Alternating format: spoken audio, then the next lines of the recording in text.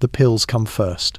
Small, white, harmless-looking, passed from hand to hand in the dim half-light of a barracks that never truly sleeps.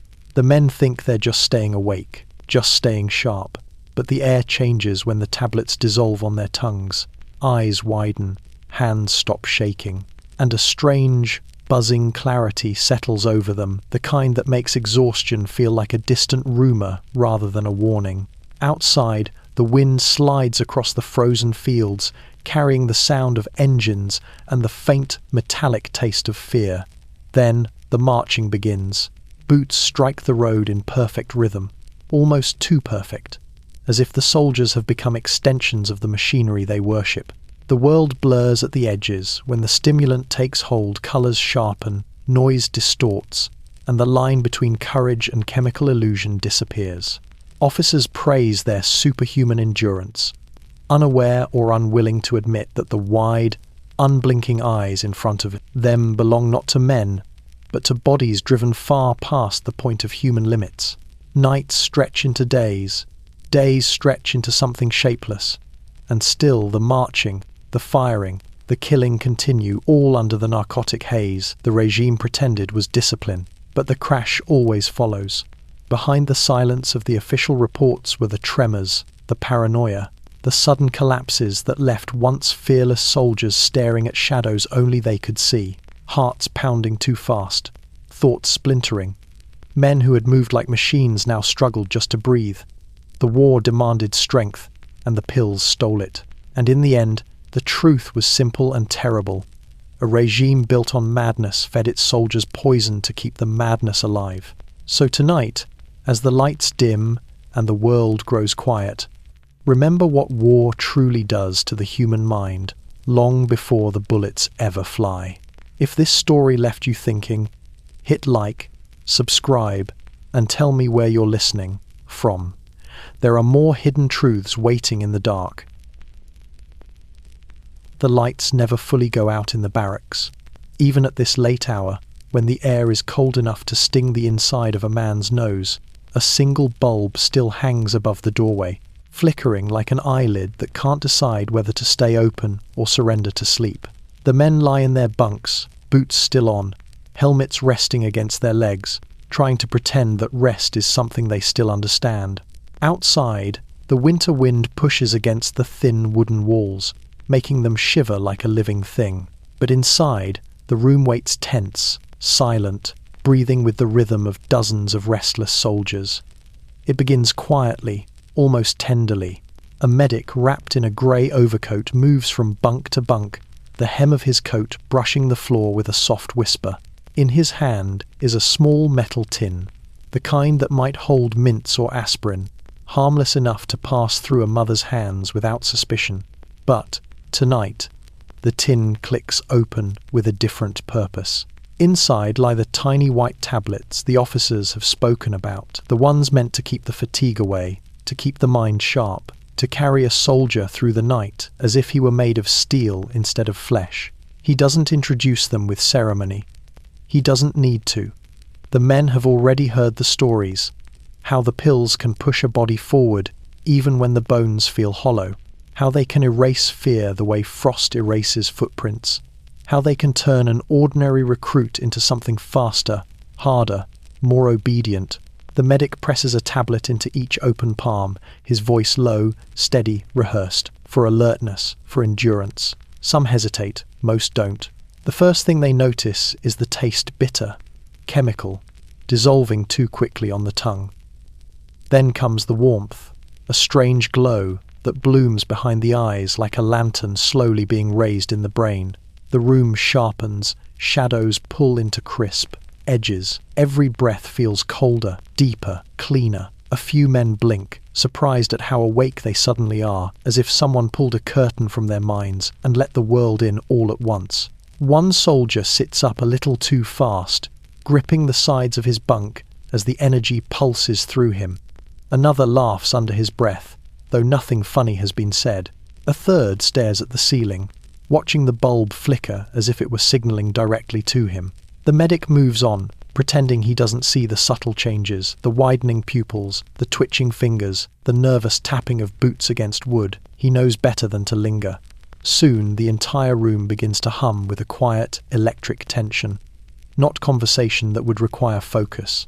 It's something else, something buzzing under the surface, like static before a radio transmission. The pills have banished the heaviness in their limbs, pushed aside the exhaustion that clung to them like frost on a window pane. But they've taken something else, too. The softness, the calm, the small human spaces between thoughts. Outside, a truck engine coughs to life, its low growl rolling through the cold.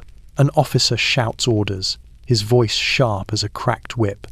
The men rise without thinking, the stimulant guiding their movements as much as discipline does. They gather their gear, sling rifles over their shoulders, and file out into the night like shadows pulled by a single thread. The wind cuts across their faces, but none of them flinch. The pills are working. Far down the road, beyond the trees, beyond the snow, the war waits for them hungry, impatient. And as their footsteps fall into perfect rhythm, not a single man realizes how deeply the tiny white tablets are already reshaping them. In the dark, under a flickering bulb, the transformation has quietly begun. The laboratory smells nothing like the front. No mud, no gun oil, no cold breath hanging in the air. Instead, there is only the sharp sting of alcohol, the sweetness of crushed chemicals, and the low, steady hum of fluorescent lights that never dim. Here, far behind the lines, far from the trenches and the torn earth, a different kind of battle is waged. One fought in notebooks, glass vials, and the feverish hopes of men who believe that science can shape soldiers the way blacksmiths once shaped iron. Dr. Otto Fischer stands over his cluttered desk, rubbing his eyes beneath round spectacles. He hasn't slept properly in days, but somehow his hands move with calm precision. Before him lies a neatly prepared row of small white tablets, each identical, each a tiny promise. They look harmless, delicate, even like sugar pressed between fingers. But he knows better. He knows what they can make a man feel. He knows what they can make a man ignore. He didn't begin this work with malice. At least, that's what he tells himself as he flips through a stack of reports stamped with military insignias. The army wanted alertness, endurance, clarity. They wanted soldiers who would not buckle under fear, who would not slow in the dead, quiet hours before dawn. They wanted young men who could march for days without sleep, who could ignore pain, cold, and doubt. And Otto, eager to prove his worth, eager to be part of something larger than himself, offered them an answer. Pervitin. A tablet that sparks the mind awake like a struck match, a stimulant that floods the body with borrowed confidence, a chemical that turns exhaustion into an afterthought until it doesn't. He sighs and turns toward his window, where winter presses against the glass. Snow drifts lazily in the courtyard outside, settling on the rooftops of a compound built on order and silence. Somewhere nearby, a truck backfires, shaking a dusting of frost from the sill. The sound reminds him that time is thinning. The front needs results, and he is running out of hours to find them. His assistant, a young chemist named Weber, enters the room carrying a new stack of files. Dark circles line the man's eyes, mirroring Otto's own fatigue. More feedback from the field, Weber says, placing the papers down. Command wants increased output, and they want a dosage recommendation ready for approval by the end of the month. Otto flips open one file at random. Inside is a report from an infantry officer. Excellent stamina, minimal hesitation under fire, marked decrease in fear response. Another reads, unit covered impossible distance in record time. Morale unnaturally high. Then the next file. 2 men collapsed, one delirious, one violent without cause. The contradictions stack atop each other like cards in an unstable tower. Otto's breath hitches. He knows what these pills do to the mind after too long. He knows how many hours a human heart can race before it begins to protest. But the officers want none of that. They want the early results, the speed, the precision, the blind confidence. They want the obedient clarity that chemistry can force into a soldier's skull. A knock interrupts his thoughts. A courier stands in the doorway, snow still clinging to his shoulders. "Doctor, headquarters requests another shipment to the northern front.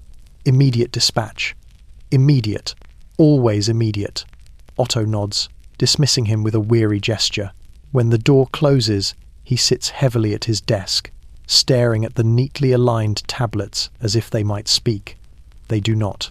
They simply gleam under the laboratory lights, innocent in appearance, catastrophic in potential. He picks one up, rolling it between his fingers. A man could stay awake for 30 hours with one of these.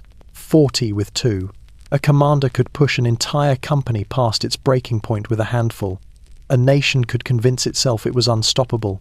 He places the tablet back into the tin and shuts the lid with a soft metallic click. The same sound echoing tonight in the barracks miles away, where young men swallow the doctor's creation without understanding the price. Outside, the snow keeps falling, quiet and slow, as if trying to cover the world before dawn comes. Inside the laboratory, under lights that never flicker, Dr. Otto Fischer returns to his work, the work that has already begun to reshape the war in ways none of them are ready to face. The road stretches out like a pale ribbon under the moon, disappearing into forests that sway with the slow breathing of winter wind. Snow has fallen lightly across the fields, but the footprints on the road never end, thousands of them, pressed deep into the frozen earth, as if the night itself had chosen to walk alongside the men. The soldiers move in silence, their boots thudding in perfect rhythm, each step syncing with the pulse hammering inside their chests. They should be exhausted by now. They should be stumbling, sagging under the weight of their packs, begging for even a moment's rest. They've been marching since dawn, their breath freezing against their scarves, their rifles heavy in their hands. But the pills have taken hold, the tiny white tablets resting bitterly in their stomachs, dissolving into something sharp and electric that keeps them upright long after their bodies should have collapsed. In the moonlight, their eyes look wrong, wide, glassy, glimmering with a clarity that doesn't belong on faces this young. Every sound, every crack of a branch, every distant engine rumble, every whisper of wind over ice hits their ears like a spark. The world is too bright, too loud, too awake. One soldier, Karl, marches with his jaw clenched so tightly that his teeth ache. Another, Hans, keeps shaking his hands, flexing his fingers as if energy is spilling out of him faster than he can contain it. The lieutenant rides ahead in a half-track vehicle, peering back every few minutes to watch his men. He knows what's fueling them. He knows no unit moves like this without help, but he doesn't question it. Orders are orders, and the High Command wants them at the rendezvous point by dawn, a distance that, under normal circumstances, would require 2 days of travel. The march continues, hour after hour, the night growing colder, the forest heavier with frost. Some men mutter to themselves, voices low and uneven. Others stare, straight ahead, unblinking, as though the darkness holds a secret only they can see. The pills have swept away their fatigue like a broom clearing dust, but they've taken their dreams with it.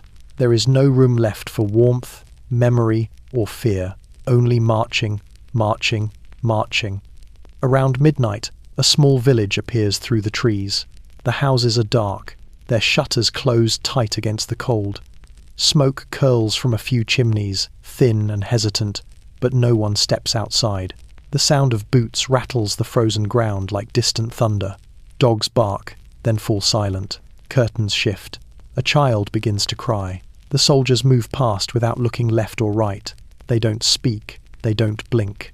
To the villagers watching from behind cracked windows, the men seem less like soldiers and more like shadows pulled by a single unseen hand. By 2 a.m, their breath rises in steady plumes, synchronized, mechanical. The road dips into a narrow ravine where the snow lies, deeper, swallowing their footsteps. A few men stumble but don't fall.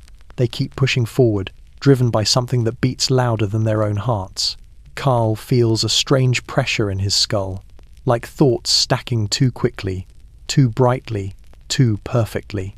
He turns to Hans, meaning to speak, but Hans's eyes are darting back and forth with frantic precision tracking movement Karl cannot see.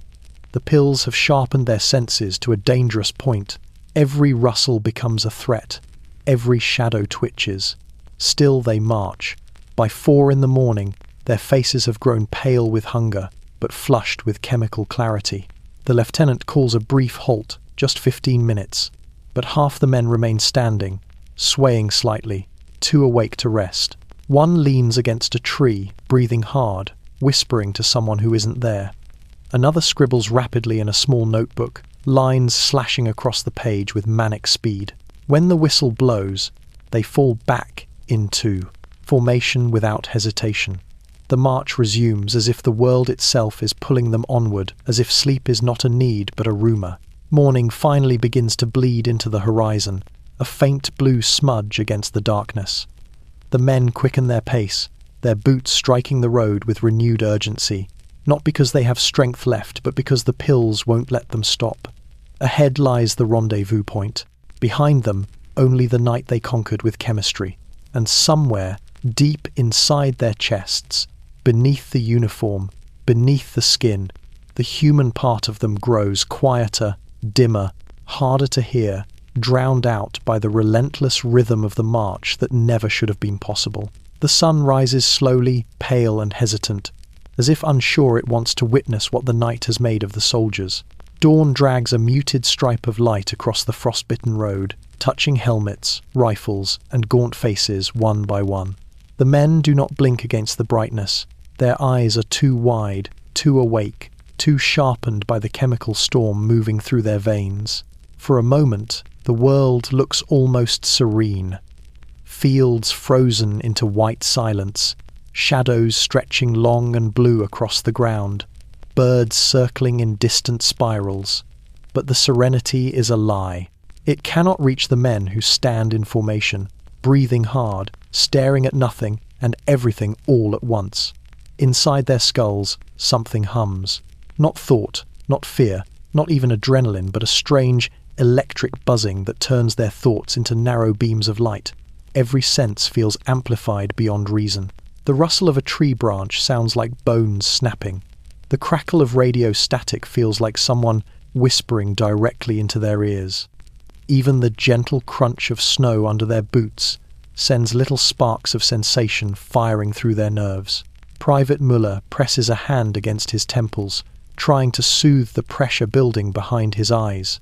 It feels as though the light is too bright, as though the world is sitting too close to his face. He tries to take a deep breath, but his lungs flutter instead, too fast, too shallow, as if the air itself is pulsing. He looks around. The others feel it too. Schneider rubs his fingers together again and again, convinced he can hear the texture of his own skin.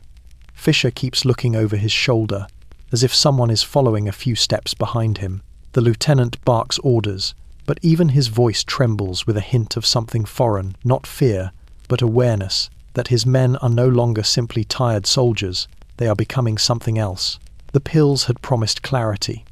What they delivered was intensity, the kind that strips away the soft edges of reality. As they stand waiting for the trucks that will take them to their next objective, some try to ground themselves.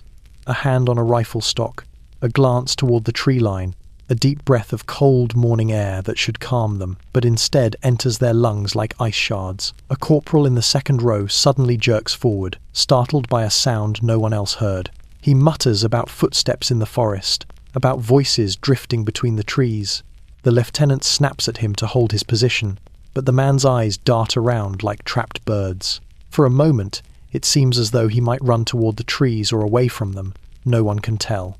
Then the buzz behind his eyes grows louder, swallowing his panic, replacing it with something blank and focused.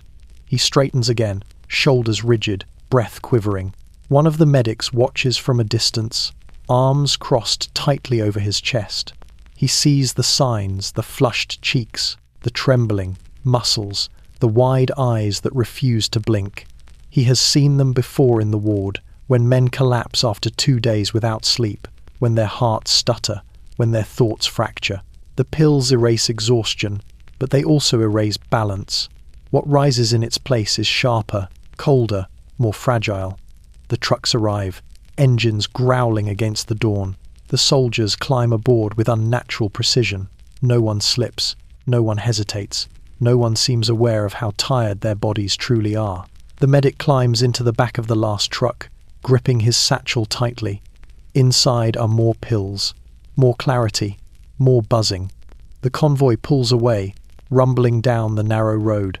Snow sprays from beneath their tires as the forest begins to blur past, trees flickering like the frames of a frantic film. The soldiers stare ahead, eyes too bright, seeing too much and not enough at the same time. The buzz behind their eyes grows stronger, stretching across their thoughts like a tightening wire. Somewhere far ahead, a new battle waits. Somewhere deep inside, the human part of them is beginning to slip slowly, quietly, unnoticed beneath the humming weight of what the pills have made them feel. The sun rises higher, but its warmth never reaches them. Their minds are already elsewhere, vibrating with a clarity that feels less like vision and more like a warning. The training grounds sprawl out beneath a sky the color of dirty steel, clouds hanging low enough to scrape the tops of the pines. The morning air tastes like snow and metal, the kind of cold that settles deep into the joints. But the men standing in formation barely feel it. Their bodies tremble, not from chill, but from the jittering energy that has made sleep a distant memory rather than a nightly ritual. The officers gather at the far end of the field, their breath rising in short clouds. A clipboard passes from hand to hand, pages filled with notes and calculations, times and distances, heart rates scribbled in the margins. These men are not here to supervise training. They are here to measure something new, something no army has ever dared to push before. How far can a soldier go before the body breaks? The lieutenant calls the first order. March to point A. Double pace. Do not stop. The men begin moving not with reluctance, but with an eerie eagerness. Their strides fall into rhythm almost instantly, the energy in their limbs spilling forward like water downhill. The officers watch as dust and snow rise in their wake, noting the speed, the posture, the way some men seem propelled by invisible force. Private Wolf leads the pack, pushing ahead with long, mechanical strides. He hasn't slept in nearly 30 hours, yet his breathing remains shallow and swift, as though his lungs are racing to keep up with the storm inside him. His heartbeat feels too loud in his chest, pounding in a tempo that vibrates through his ribs. Behind him, Bauer wipes a thin line of sweat from his brow despite the cold. His face twitches slightly every few seconds, a tiny spasm he can't control. His pupils are too wide, swallowing the color of his irises. As they reach the first checkpoint, an officer with a stopwatch signals them onward without pause. Continue to point B. Faster. The men obey instantly. No hesitation, no complaint. Their legs pump harder, boots slamming into the frozen ground, breath fogging in thick bursts. Snow clings to their lashes, but their eyes remain unblinking, wide, shining with that unnatural clarity. One of the medical observers murmurs under his breath. Heart rates will spike. They need rest. The major beside him shakes his head. They need to prove they can go further. And so they do. They reach point B, point C, point D. The checkpoints blur together, just as the edges of their thoughts begin to sharpen into painful brightness. Some men breathe too fast, some not enough. A few mumble words without meaning, fragments of sentences, half-formed ideas, ghosts of dreams they haven't had. When they finally return to the main field, the officers order them straight into calisthenics. Push-ups, sprints, rifle drills. The men move with startling precision, their limbs jerking with stiff, explosive energy. Muscles strain, veins bulge. Their bodies obey commands their minds no longer question. Private Müller collapses for a moment during a sprint, falling to one knee. His vision blurs, the edges vibrating like the static of a broken radio. But before the medic reaches him, Müller forces himself up again, teeth gritted, eyes burning. "I can continue," he gasps, though his chest heaves with irregular shudders. The officers exchange glances. Even when the body begs for rest, the mind, warped by the pills, refuses to yield. Next comes the live fire exercise. The soldiers move into position behind sandbags, fingers twitching around triggers. They shoot fast, too fast, as if each bullet is a way to quiet the frantic buzzing in their skulls. The air fills with sharp cracks, casings scattering across the ground like metallic hail. The accuracy is impressive, the stability is not. A few hands shake uncontrollably. One man reloads twice without realizing his magazine is already full. Another fires at empty air, convinced he saw movement. The officers record everything.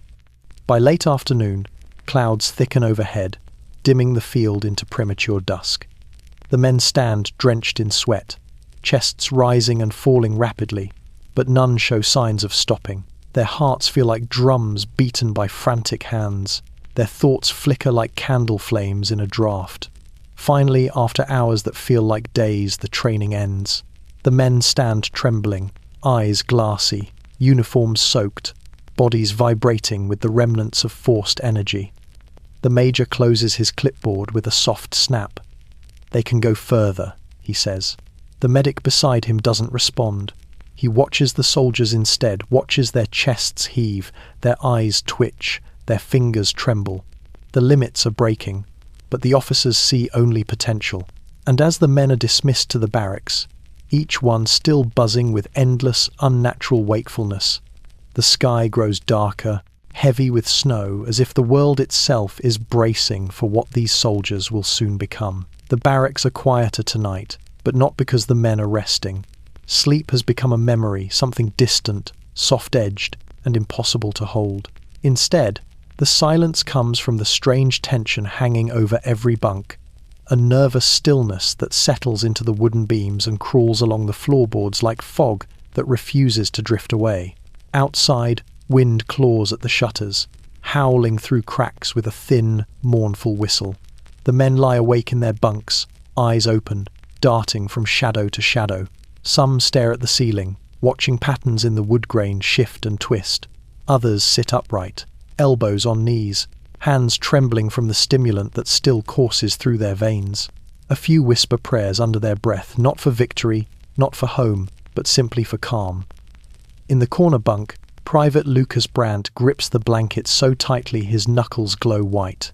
For hours he has been trying to steady his breathing, but every inhale feels too fast, too shallow, as if the air is slipping through him instead of filling his lungs. The buzzing behind his eyes, always there, now has grown louder, turning thought into something jittery and fragile. He knows something is wrong. He can feel it. His heart keeps stumbling, beating too quickly one moment, too slowly the next. His hands won't stop shaking. Sweat drips down his temples despite the cold. He closes his eyes for only a second, and the room begins to spin. "Lucas?" someone whispers from the next bunk. No answer. Brandt's world tilts. His fingers go numb. A ringing sound rises in his ears, drowning out the wind, the creak of beds, the muffled voices. He tries to speak, but the words die in his throat. Then his body jerks. A violent tremor shoots through him, bending him forward before slamming him back against the mattress. His boots kick against the metal frame. His breath catches in ragged bursts. A soldier across the aisle shouts, "Medic! Get the medic!" The room erupts. Shadows leap as lamps are struck awake. Boots scrape the floor. Men crowd around Brandt's bunk, their wide eyes reflecting shock and fear emotions they thought the pills had buried. Brandt claws at his chest, his fingers twisting into his uniform shirt. Tears streak down his cheeks, without his realizing. His vision fractures into shards of light. The buzzing in his skull becomes a scream. The medic arrives seconds later, pushing through the crowd with a leather satchel in hand. He kneels beside Brandt, checking his pulse, then checking again, brow tightening. "Pulse is spiking," he mutters. "How many tablets did he take today?" No one answers. No one knows. The medic pries Brandt's fingers from his chest, trying to calm him, but the soldier convulses again, back arching, breath tearing from his throat. A few men flinch, stepping back instinctively. The stimulant has pushed his body past its limit, far past. As the seizure ripples through him, Brandt's eyes flutter open for a moment. He looks at nothing, or perhaps something no one else can see. Whatever he sees, it terrifies him. His lips move, forming a single breathless whisper. make it stop. But nothing stops. The tremors grow more violent. The medic shouts for help, and two soldiers pin Brandt's arms gently but firmly, trying to keep him from injuring himself. His boots rattle against the metal bunk frame, each strike like a hammer blow in the quiet room. Finally, after what feels like an eternity, the tremors ease. His body slackens. His breath slows, then steadies, though still too fast, too shallow. The medic wipes his brow. He needs rest, real rest. If he pushes again like this, he doesn't finish the sentence. No one needs him to. The officers won't allow rest. Not now. Not when the pills make the men faster, stronger, relentless. Not when the war asks for more than flesh can give. Two soldiers lift Brandt gently, carrying him toward the infirmary. His head lolls to one side, eyes half open but seeing nothing. His heart still races beneath his ribs, a machine running on fumes. When the door closes behind them, the barracks falls silent again. But this silence is different, heavier, more fragile. The men stare at their hands, at the pills on the nightstand, at the shadows trembling on the walls. For the first time, they understand that what flows through their veins isn't just strength, it's fire.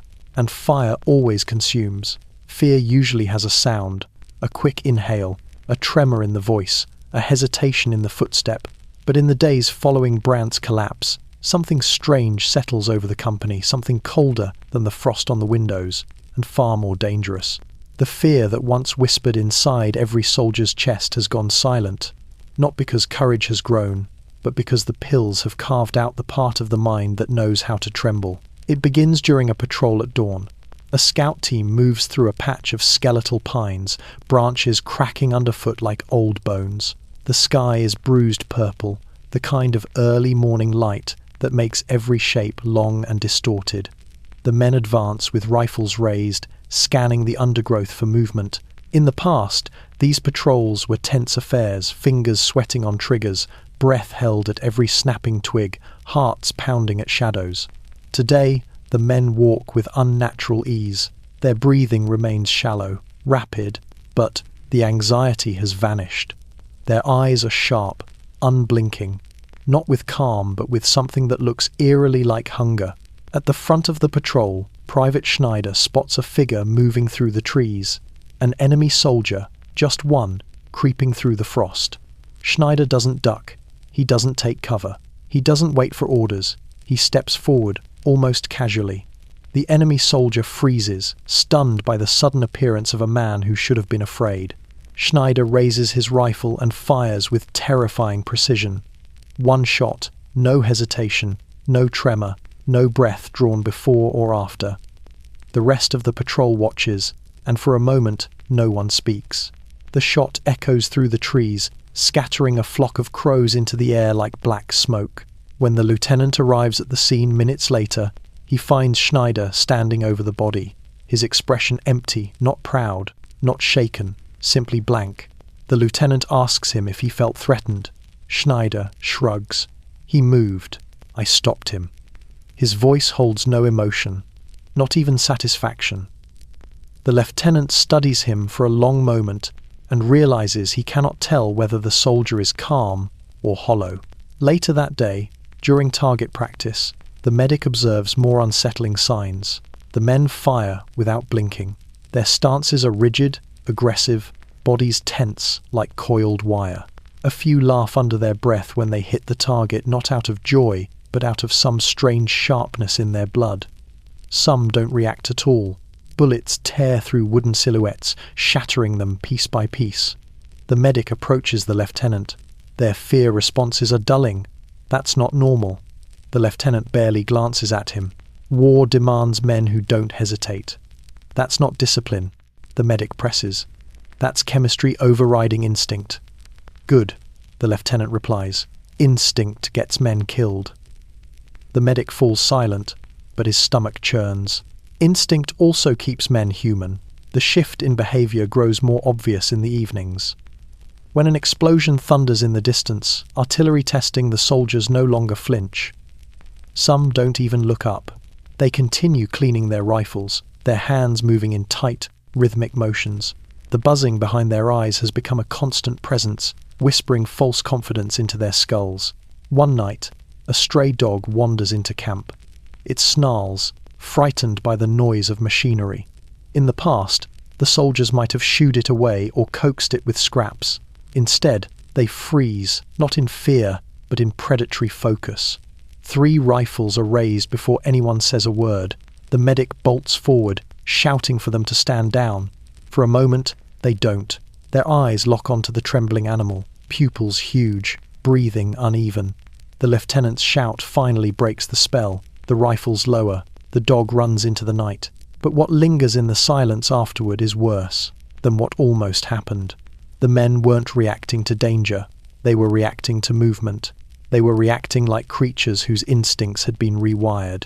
As the camp settles into restless half-sleep, the medic sits alone in the infirmary, flipping through reports from Berlin. The phrases repeat over and over: reduced fear response, increased aggression, enhanced focus under threat, all written as though these were benefits. Outside, boots march in the dark, men pacing because they cannot sit still, because their bodies refuse to tire, because fear no longer slows them down. And the medic wonders, with growing dread, what will happen when soldiers who cannot feel fear are sent into a place where fear is the only thing that keeps a man alive. War has always changed people, but now something else is changing them. Not experience, not trauma, not time, but a tiny white pill that silences fear and every warning that comes with it. The attack begins before the sun is fully awake. Not with trumpets, not with speeches, but with the low mechanical growl of engines stretching across the plains like an approaching storm. Tanks line up in long iron rows, their armor glistening with morning frost. Half-tracks rumble behind them, exhaust fumes drifting through the chill air in thick, grey ribbons. Somewhere in the distance, artillery thunders once, twice, a reminder that the world is about to violently rearrange itself. The soldiers stand beside their machines, breaths sharp and shallow. Their faces are drawn tight, eyes wide and gleaming. They've swallowed their pills hours earlier, the bitter taste still clinging to the backs of their tongues. Now the stimulant rushes through them, wiping away the remnants of fatigue and uncertainty. Their hearts pound in fast, steady rhythms, as if synced to the engines around them. This is Blitzkrieg lightning war, but today the lightning is not only steel and fuel, it is chemical. The lieutenant paces in front of his men, barking last-minute orders, though the soldiers barely listen. Their minds are locked into an eerie tunnel of focus. Every sound feels magnified, the clank of treads, the metal-on-metal squeal of repairs, the click of a rifle being checked one final time. Their fingers twitch, their breath comes too fast. The buzz behind their eyes has become a constant hum. A private murmurs, "We won't stop until they break." Another answers, "We won't stop at all." Neither seems aware of what they've said. When the signal flare streaks upward red against the pale sky, the roar of engines drowns out everything else. Tanks lurch forward, the ground trembling beneath their weight. Infantry swarm behind them, boots pounding the earth in perfect, relentless rhythm. Trucks stuffed with soldiers bounce violently across frozen soil, but the men barely notice.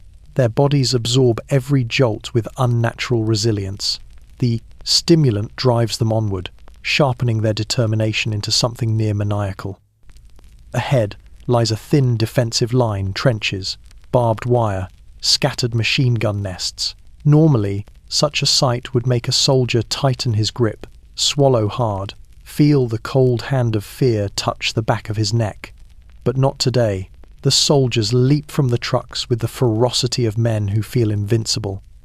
They sprint across open ground that should terrify them, bullets slicing past, earth exploding at their feet. They move with reckless precision, firing in short bursts, shouting to one another, with voices pitched too high, too bright. A machine gun nest opens fire, cutting down 2 men instantly.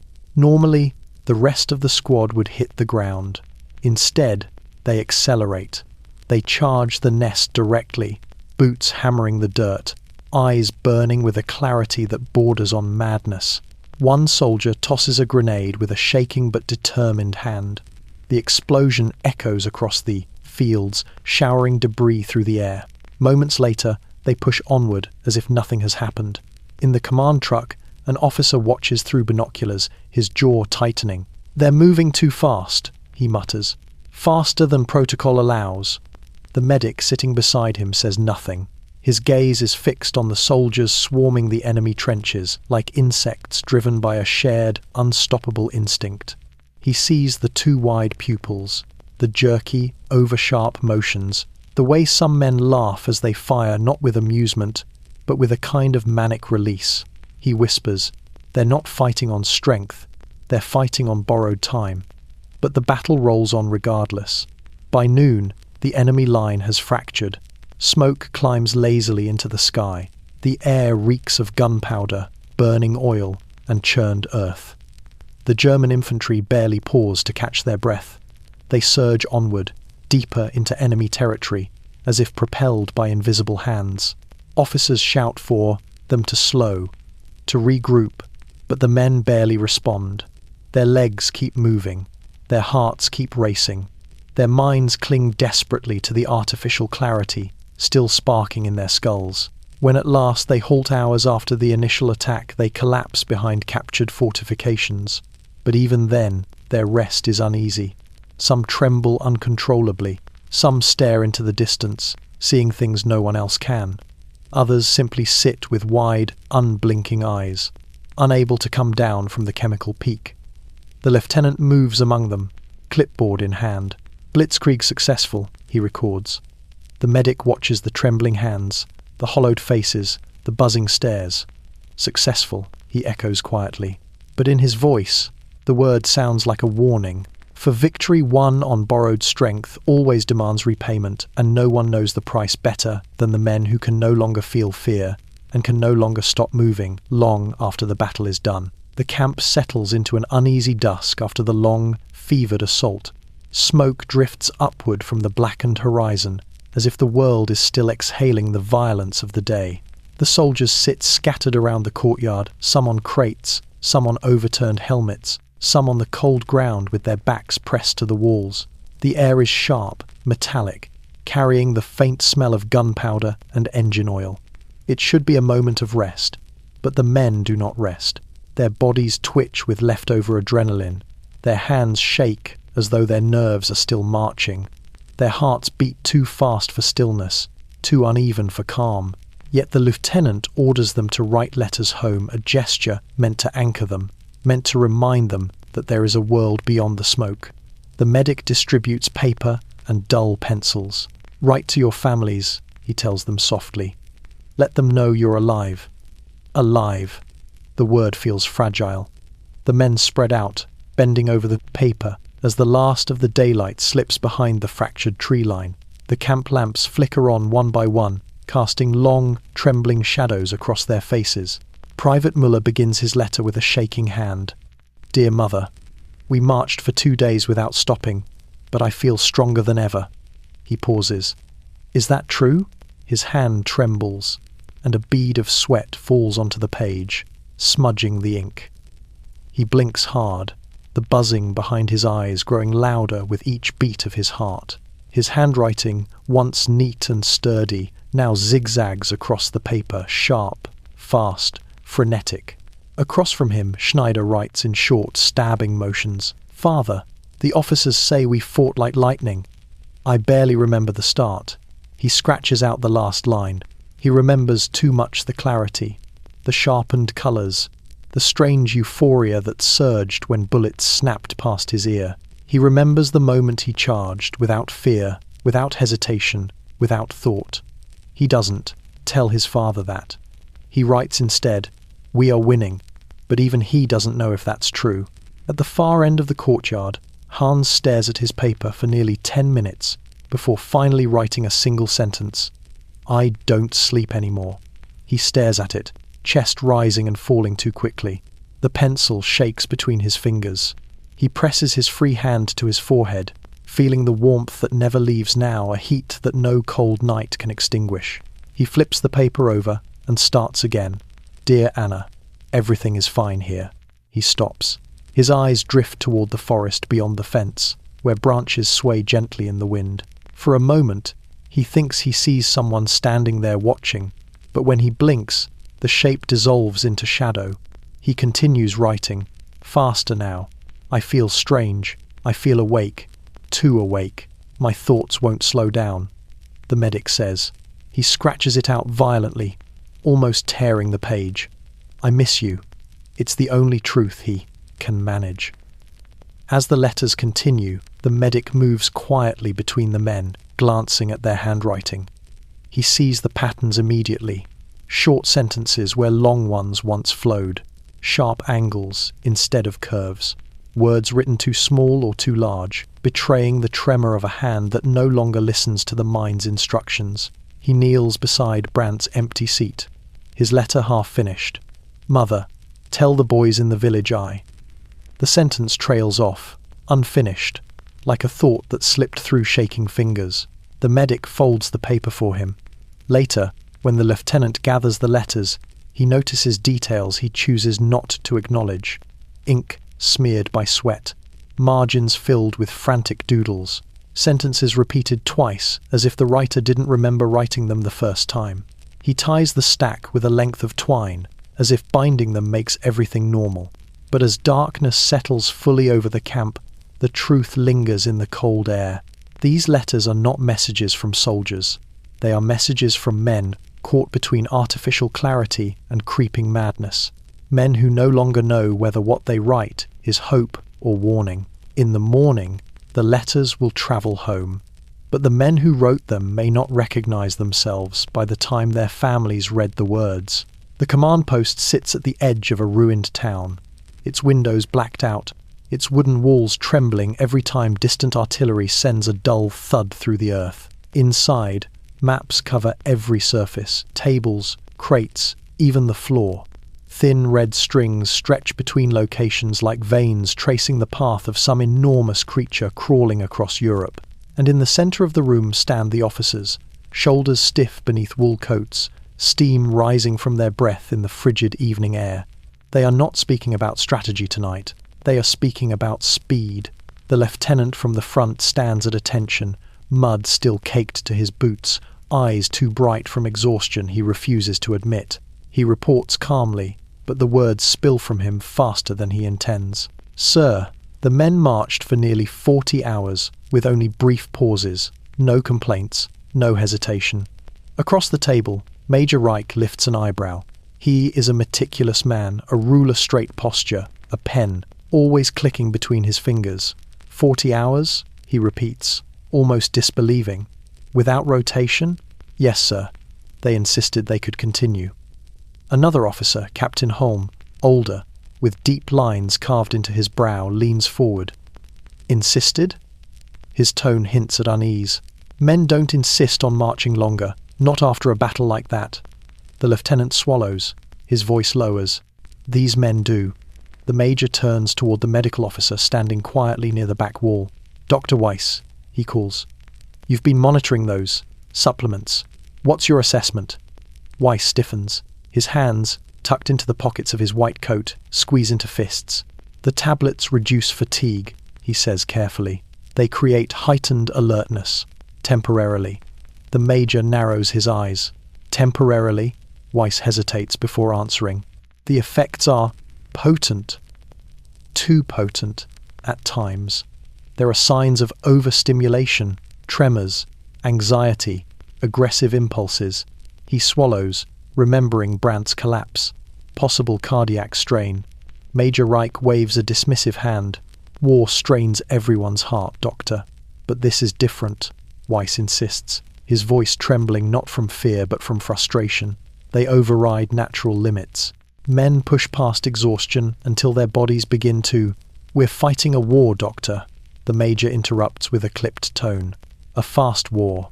One we must win before our enemies can respond.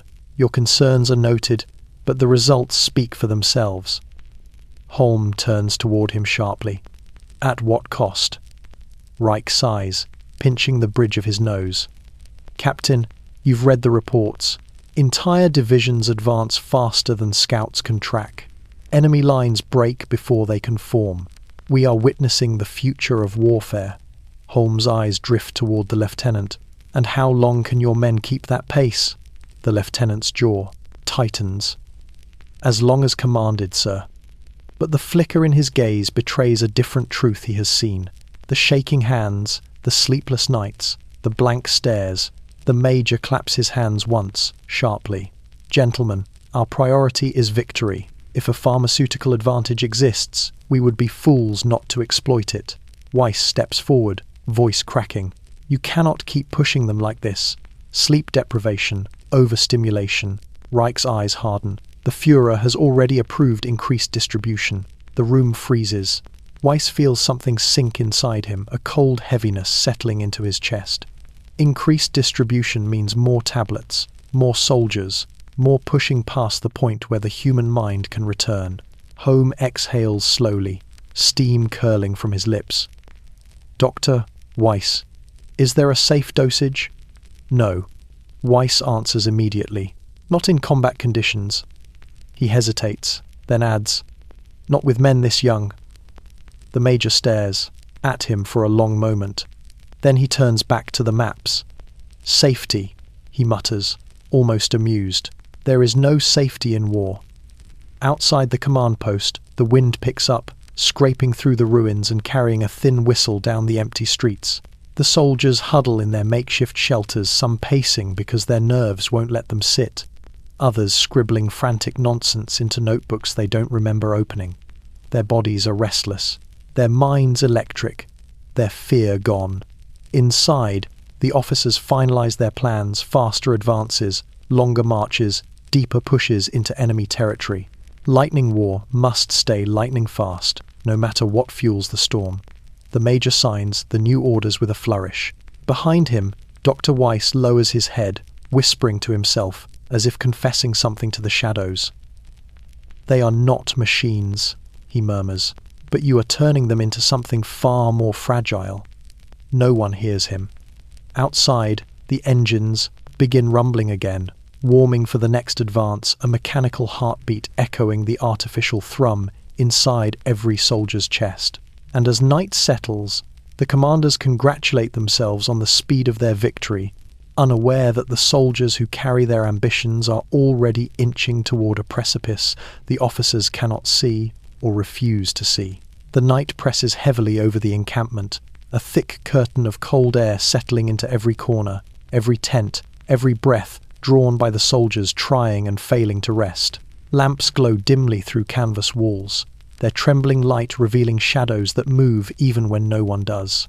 The wind slithers between buildings, carrying with it the uneasy rhythm of 100 restless bodies. The side effects begin quietly, so quietly that no one recognizes them at first. Private Bauer is the first to show signs, though he hides them well. He sits on the edge of his cot, hands clasped, eyes fixed on the floorboards. His breath comes in shallow bursts, the rise and fall of his chest too rapid, too uneven. His skin gleams with a thin sheen of sweat, and his fingers twitch rhythmically against his knees as though tapping out a silent code only he can hear. He whispers to himself, just breathe, just breathe. But breathing has become something distant, mechanical and action-driven, by nerves fraying like old wire. A bunk away, Müller rubs his temples, wincing as a pulse of pressure throbs behind his eyes. Every heartbeat sends another jolt of electricity through his skull. The world seems brighter than it should be, lamps too sharp, shadows too dark, the faces of his comrades shifting subtly every time he blinks. He squeezes his eyes shut, but the buzzing doesn't stop. In the far corner, Schneider paces 5 steps forward, 5 steps back, turning sharply each time, as if on parade. His boots scrape the wooden floor in a frantic rhythm. His thoughts spin faster than he can catch them, ideas crashing into one another like waves in a storm. He mutters half-formed sentences. They're coming. We should be ready. No, keep moving. Just keep moving. Don't stop. When another soldier asks if he's all right, Schneider stops abruptly, turning with eyes far too wide. All right, he repeats, voice thin and stretched. I'm awake. He says it as though the words should explain everything. They don't. Outside, the medic stands under the weak glow of a lantern, taking notes in a worn leather journal. His gloved hands shake not from the cold but from something heavier. He has watched the changes growing slowly, creeping across the company like a silent sickness. Tremors, anxiety, irritability, paranoia. Not enough to halt them in battle, just enough to warp the edges of their humanity. As he writes, a muffled shout cuts through the night air. The medic snaps his journal shut and hurries toward the barracks. Inside, he finds two soldiers grappling near the bunks, their faces twisted with tension rather than rage. One accuses the other of taking his canteen. The other swears he hasn't touched it. Their voices rise, sharp and frantic. The lieutenant bursts in, barking for silence.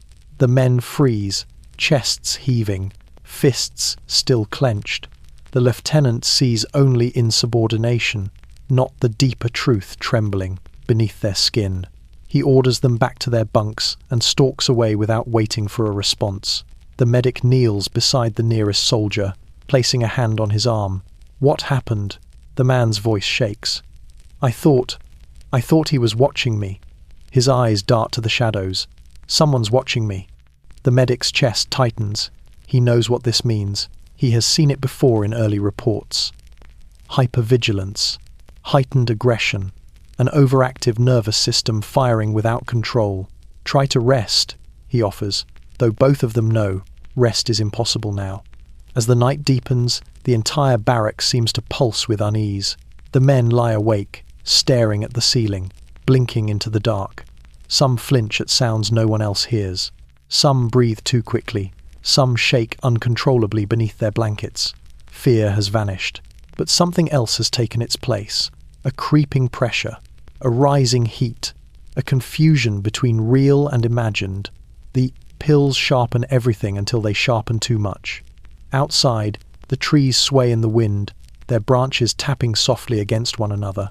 To the soldiers, it sounds like footsteps approaching, whispering, calling. The medic remains awake until dawn, watching over them, writing down every trembling detail in his journal. He knows the truth now. The pills do more than erase fatigue. They erode boundaries between alertness and anxiety, between focus and obsession, between bravery and madness. And tonight is only the beginning. Morning arrives without warmth. A pale sun pushes weakly through low clouds, brushing the camp with a thin, washed-out light.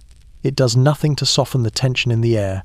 The soldiers drag themselves from their bunks not because they slept, but because their bodies refuse to lie still any longer. The stimulant still lingers in their veins, humming like a trapped insect against bone. Their hands shake as they lace their boots. Their breaths stutter. Their thoughts crackle like sparks jumping between exposed wires. It should be another ordinary morning, another routine drill before the next advance. But something in the atmosphere has shifted, something small, subtle, but unmistakable. The men move with jittery energy that feels less like discipline and more like compulsion. They are driven by something they cannot name, something they cannot quiet. Private Bauer tries to steady his hands while polishing his rifle. The metal barrel reflects his face in a distorted sheen, hollow cheeks, wide eyes, skin pale with exhaustion and overuse. His fingers slip twice, clattering against the wood. The sound echoes louder in his skull than it should. He mutters under his breath, "Get it together, get it together." But no matter how tightly he grips the weapon, the tremor doesn't stop. Across the yard, Müller struggles with his uniform buttons, missing them repeatedly. His breathing is shallow, his face flushed. A sharp pulse pounds beneath his jaw, jumping visibly with each beat. The medic watches him for a moment, worry tightening his chest. Müller had always been calm, steady, but now even the way he stands feels brittle, as though one wrong moment might snap something inside him. The lieutenant emerges from the command post, clipboard under his arm, voice booming with forced confidence. "We move out in 2 hours. Prepare equipment and assemble at the trucks." The men respond immediately, too immediately, snapping to attention with stiff, jerking motions. There is no hesitation, no pause, no human softness, only obedience sharpened past its natural edge. As they disperse, Schneider passes a cluster of new recruits and flinches violently when one of them drops a canteen. The clang against the ground sounds, to him, like a shell detonating. His muscles seize, breath catching in his throat. Instinct screams danger, though nothing around him moves.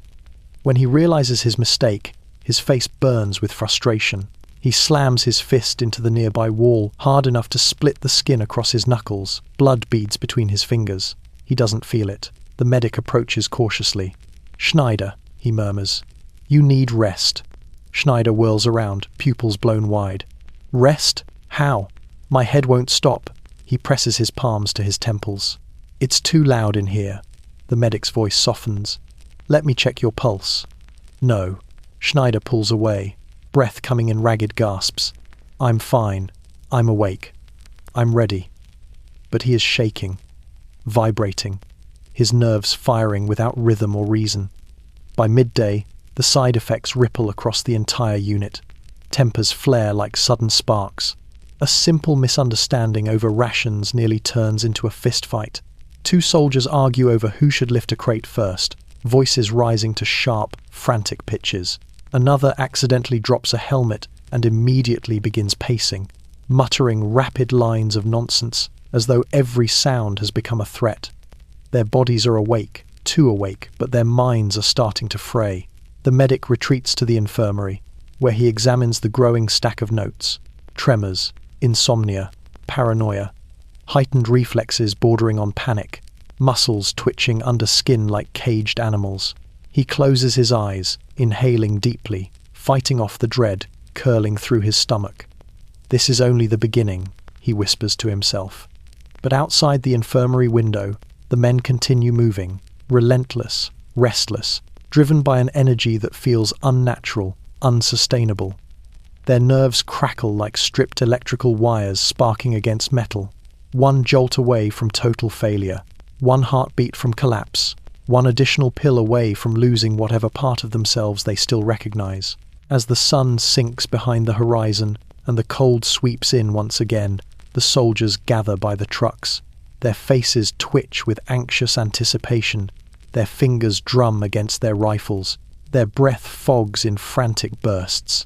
They are ready to march, not because they are strong, but because their nerves are so frayed that stopping no longer feels possible.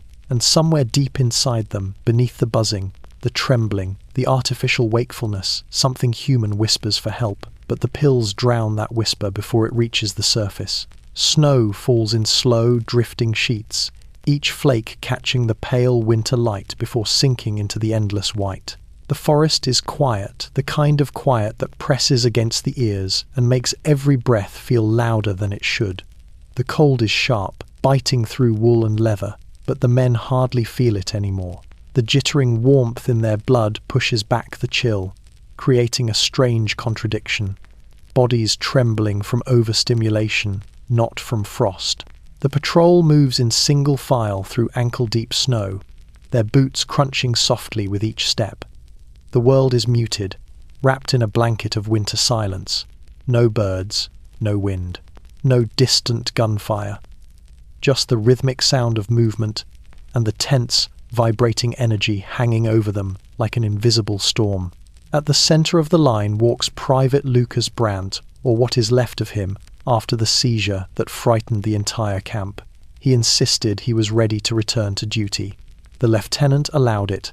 The war does not pause for a single trembling soldier.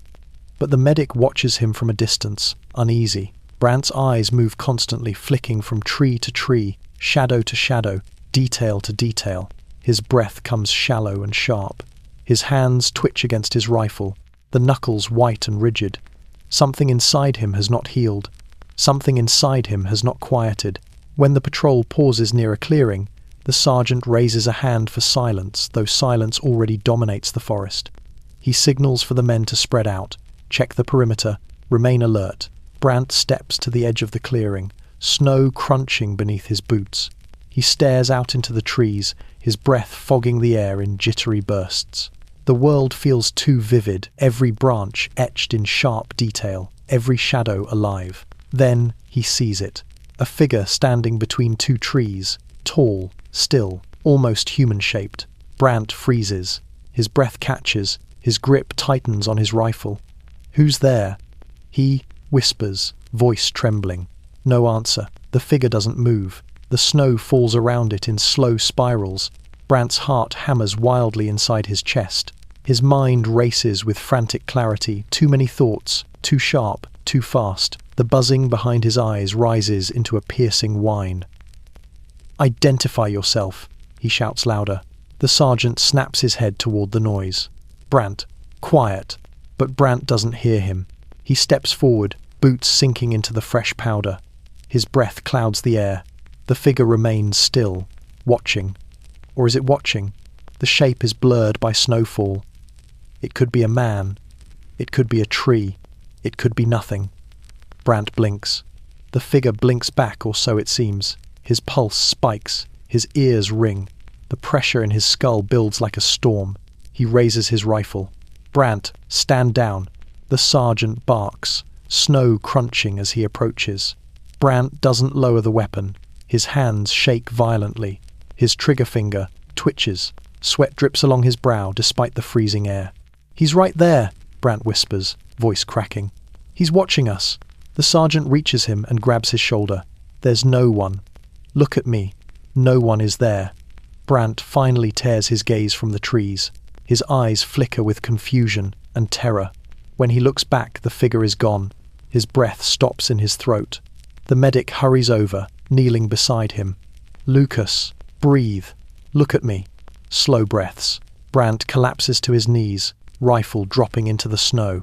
His fingers claw at his helmet as if trying to hold his skull together. His breath comes in rapid, panicked gasps, visible as frantic bursts of steam. "I saw him," he whispers. "I saw him. I swear he was there." The medic feels his pulse racing, erratic, dangerous. "It's the stimulant," he murmurs to the sergeant. His senses are firing too fast. He can't tell real from imagined. Brant shakes his head violently. No, no, he was real. He was there. But the forest remains silent, calm, empty. The patrol returns to camp in heavy silence. Brant walks between the medic and another soldier, his steps uneven, his eyes unfocused. The buzzing has grown too loud. The world has become too sharp. Fear has returned to him, not the natural kind, but something warped, frantic, and impossible to escape. A fear not of the enemy, but of his own mind. As night falls, the soldiers whisper about what happened in the snow. Some say Brant cracked. Others say he saw something no one else could. But the medic knows the truth. The pills have turned their senses into mirrors, reflecting not the world, but their own unraveling nerves. And tonight, in the frozen silence of the forest, a soldier stood face to face with the first ghost conjured entirely by chemistry. The infirmary tent is quiet, except for one sound, a fast, frantic thumping that seems to shake the canvas walls with every beat. At first, it seems like something outside, perhaps distant artillery or the rumble of engines warming in the cold. But as the medic steps closer to the cot at the center of the room, he realizes the truth. The pounding is coming from inside a single soldier's chest. Private Emil Hartmann lies flat on his back, eyes half open, skin pale and clammy. His breath shivers in his throat, uneven and too shallow. Sweat beads along his forehead despite the icy air that slips through the seams of the canvas. Each inhale seems to fight against something inside him, something that refuses to slow, refuses to quiet. The medic places 2 fingers against Hartmann's neck. The pulse feels like a trapped bird, fluttering, panicking, slamming itself against bone. "Emil," the medic whispers. "Can you hear me?" Hartmann's lips part. "I can't breathe." The words rasp out in broken fragments. The medic motions for a lantern, its warm glow casting trembling shadows across the soldier's face. Hartmann's pupils are blown wide, swallowing nearly all trace of colour. His fingers clench the edges of the blanket so tightly that his knuckles blanch white. "It won't slow down," he whispers, voice strained. "My heart won't slow." His chest rises and falls rapidly, as though he's been sprinting for miles. But he hasn't moved in nearly an hour. He has simply been lying there, fighting against an invisible force tearing through his body.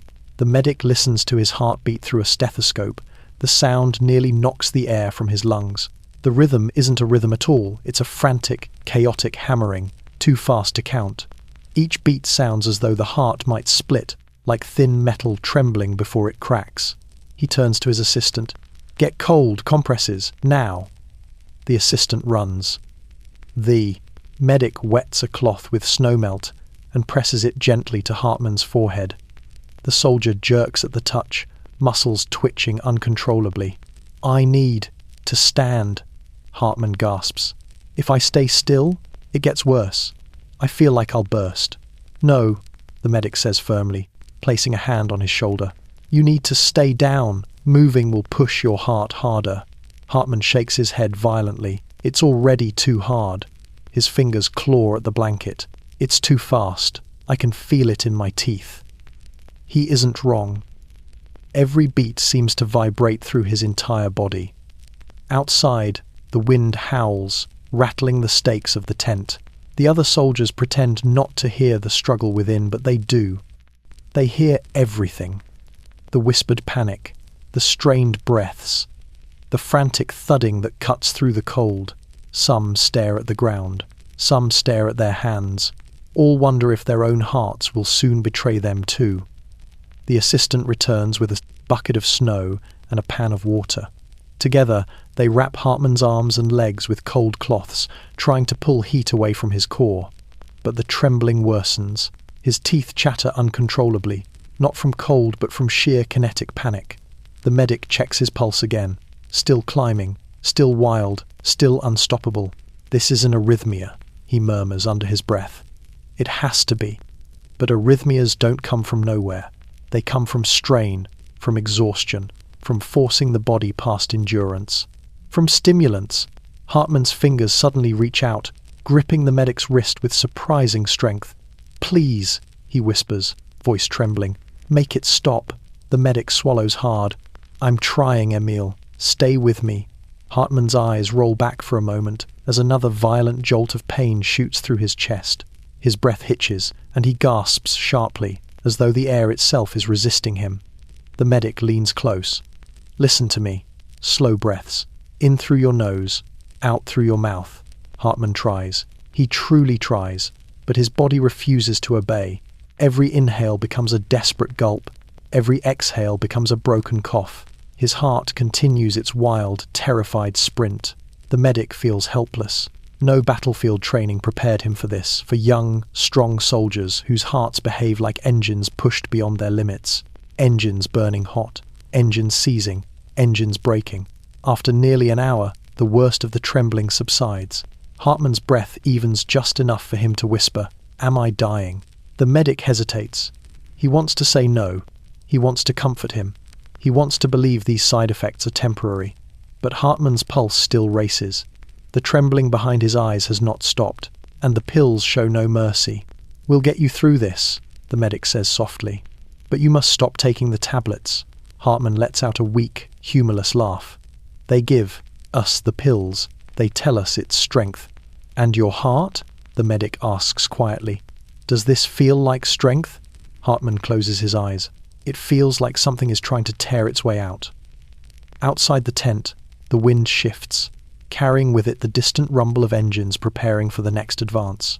The war moves forward without pause, without pity, and inside, a soldier lies trembling, his heart racing toward a cliff. Only the medic can see a cliff the commanders refuse to acknowledge, a heart that simply cannot slow down. Morning breaks with brittle light, the kind that seems to crack when it touches the frost-sheathed ground. The camp is quiet in a strained, unnatural way, as if every man is holding his breath at the same time. But the silence doesn't last long. Soon, boots crunch against snow and gravel as officers walk briskly toward the command post, their breath rising in disciplined plumes.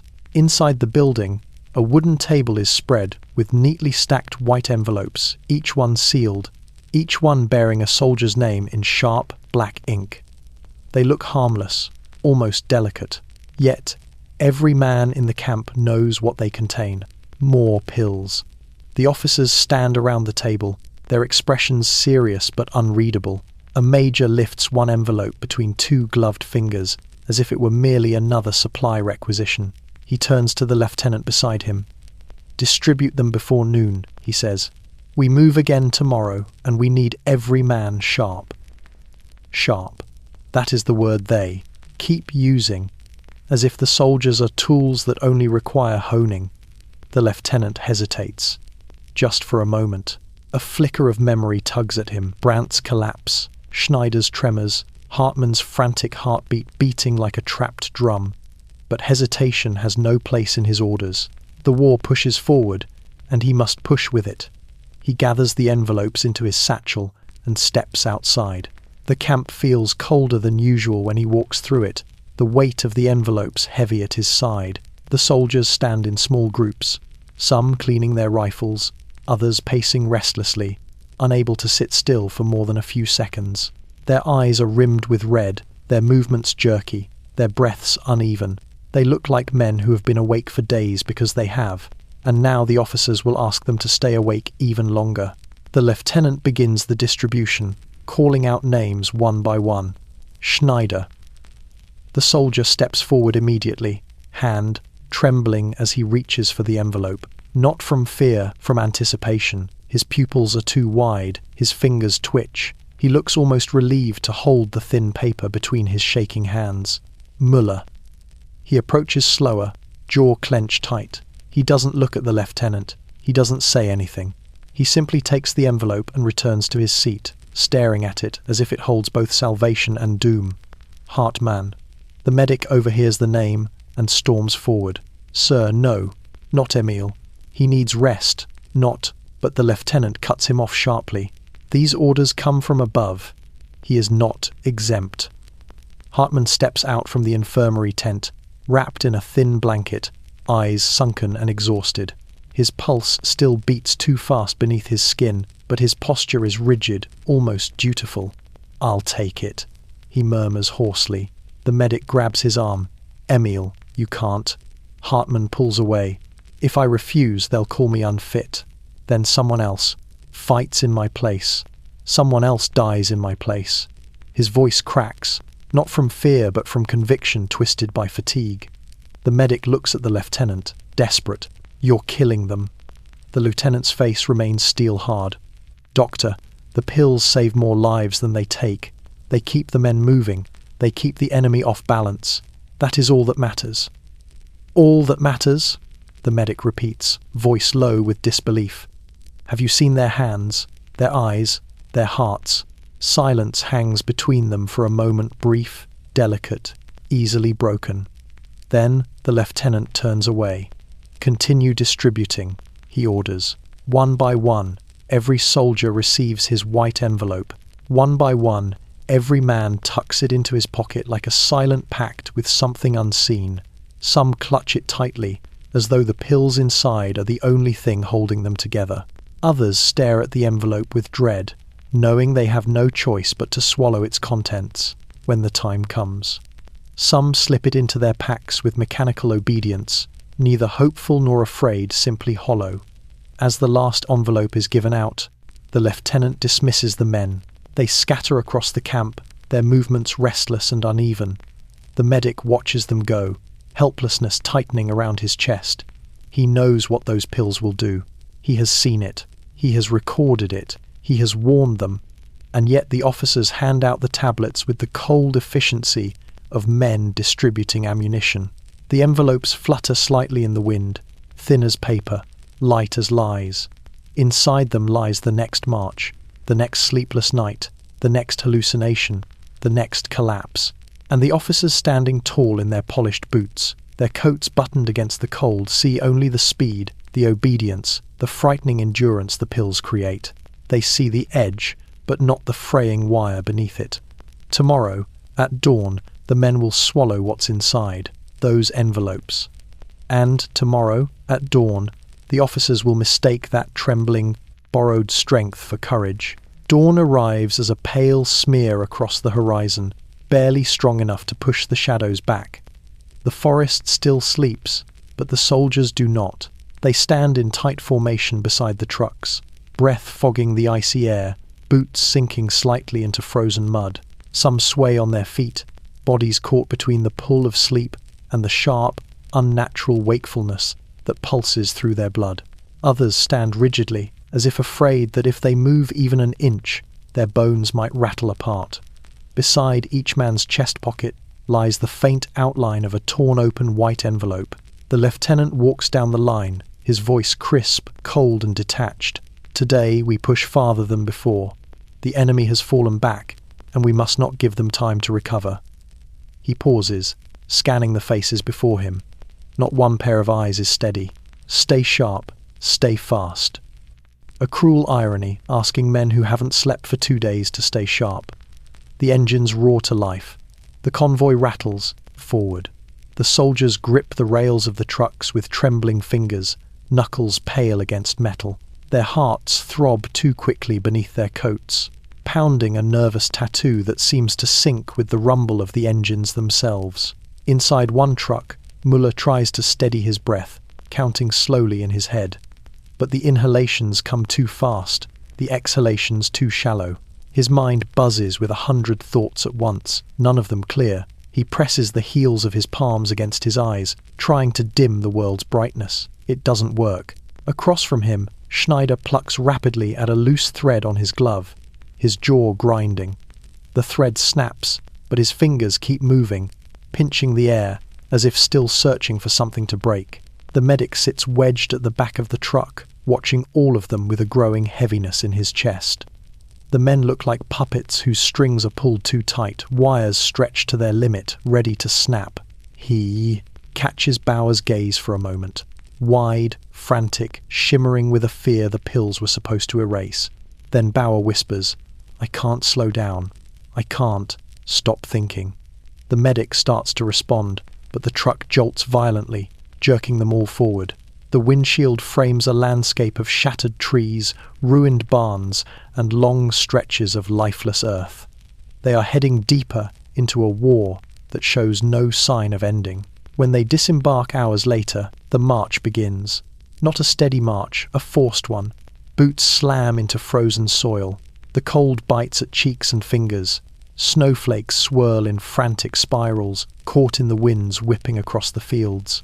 The men move faster than they should, faster than bodies with no rest should allow. Their legs burn, their chests ache, but the stimulant drives them on a chemical whip cracking inside their ribs. The lieutenant glances back occasionally, satisfied by the pace, unaware of the price being extracted with every step. Schneider mutters to himself between breaths. "Faster, we can go faster." His voice breaks on the last word. Brandt, still pale from his earlier collapse, stumbles slightly.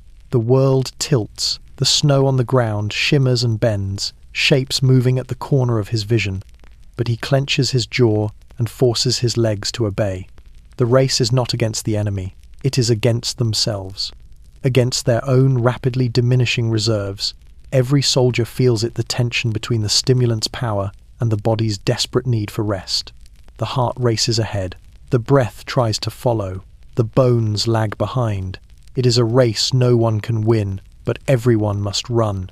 Hours pass. The sky darkens again. Muscles cramp. Feet numb. Hands shake uncontrollably. Thoughts scatter. But still they march. The lieutenant calls for a halt only when the first man collapses face first into the snow. It is Bauer. His legs buckle beneath him, body trembling violently. His breath comes, in wheezing gasps. The medic rushes to his side, turning him onto his back. Bauer's eyes dart wildly, pupils blown wide, chest rising and falling at a terrifying pace. "He's overheating," the medic says urgently. "He needs rest, actual rest." But the lieutenant shakes his head. "We can't stop now.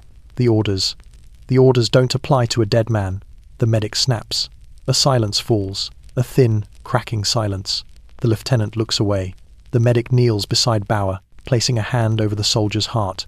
It beats like a fist pounding against metal. Around them, the other soldiers stare in hollow quiet, breathing hard, swaying where they stand, each of them wondering silently how long until their turn comes.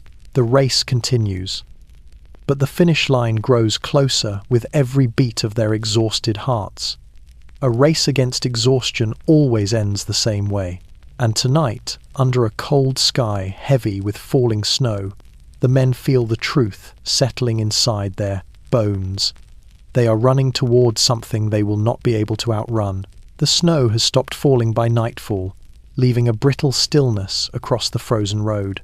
A pale moon hangs low, half hidden behind wind-brushed clouds, casting a faint silver sheen over the convoy as it crawls through the forest.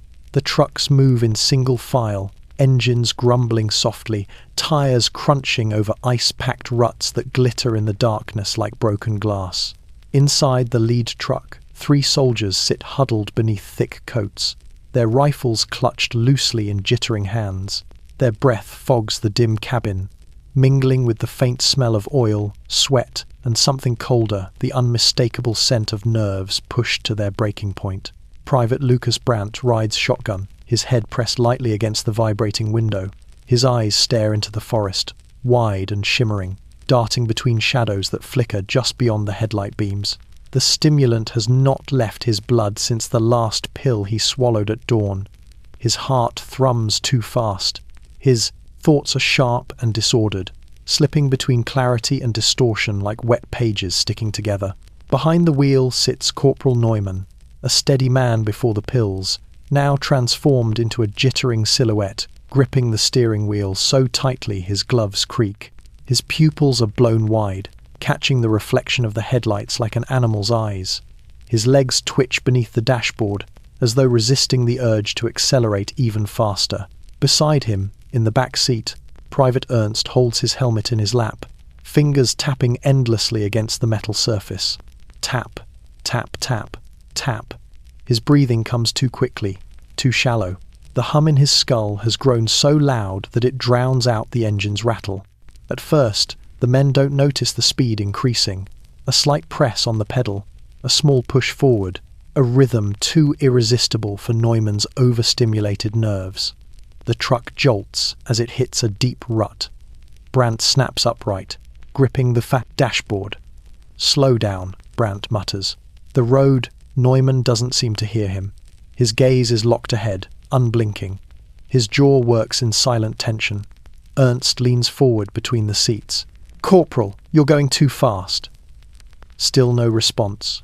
The trees whip by in blurred black streaks. The headlights stretch forward in narrow tunnels of white. The icy road begins to shimmer ominously beneath the tires.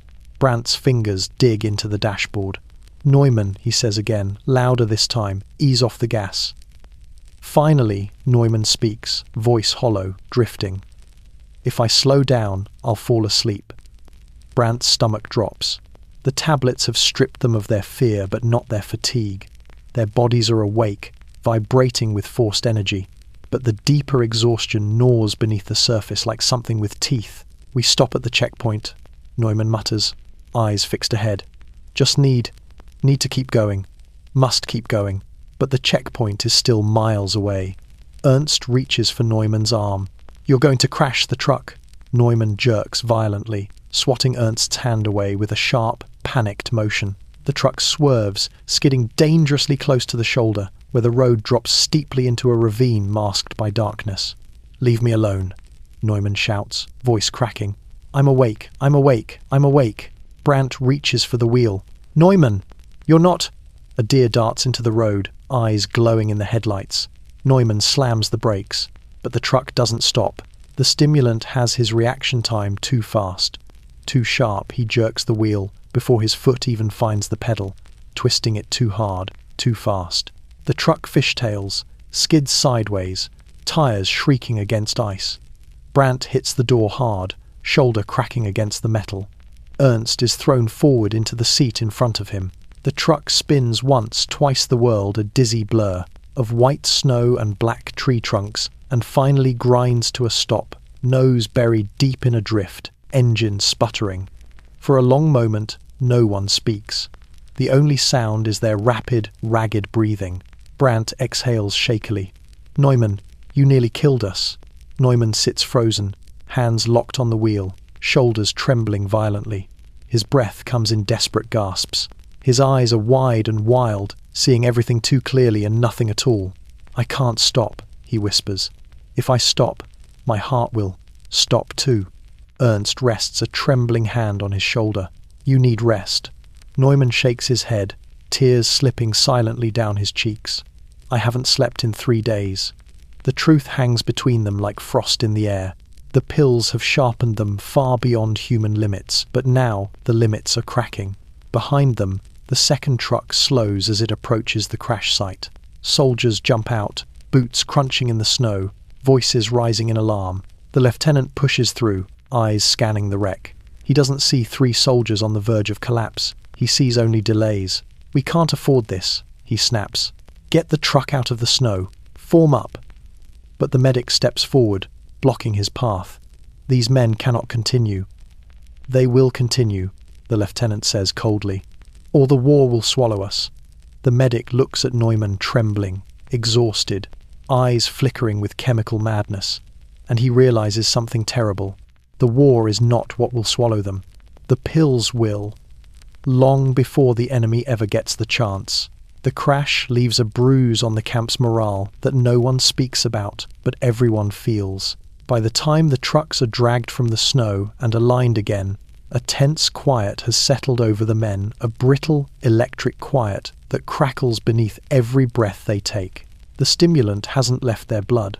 If anything, the panic of the crash has stirred it into something sharper, something volatile.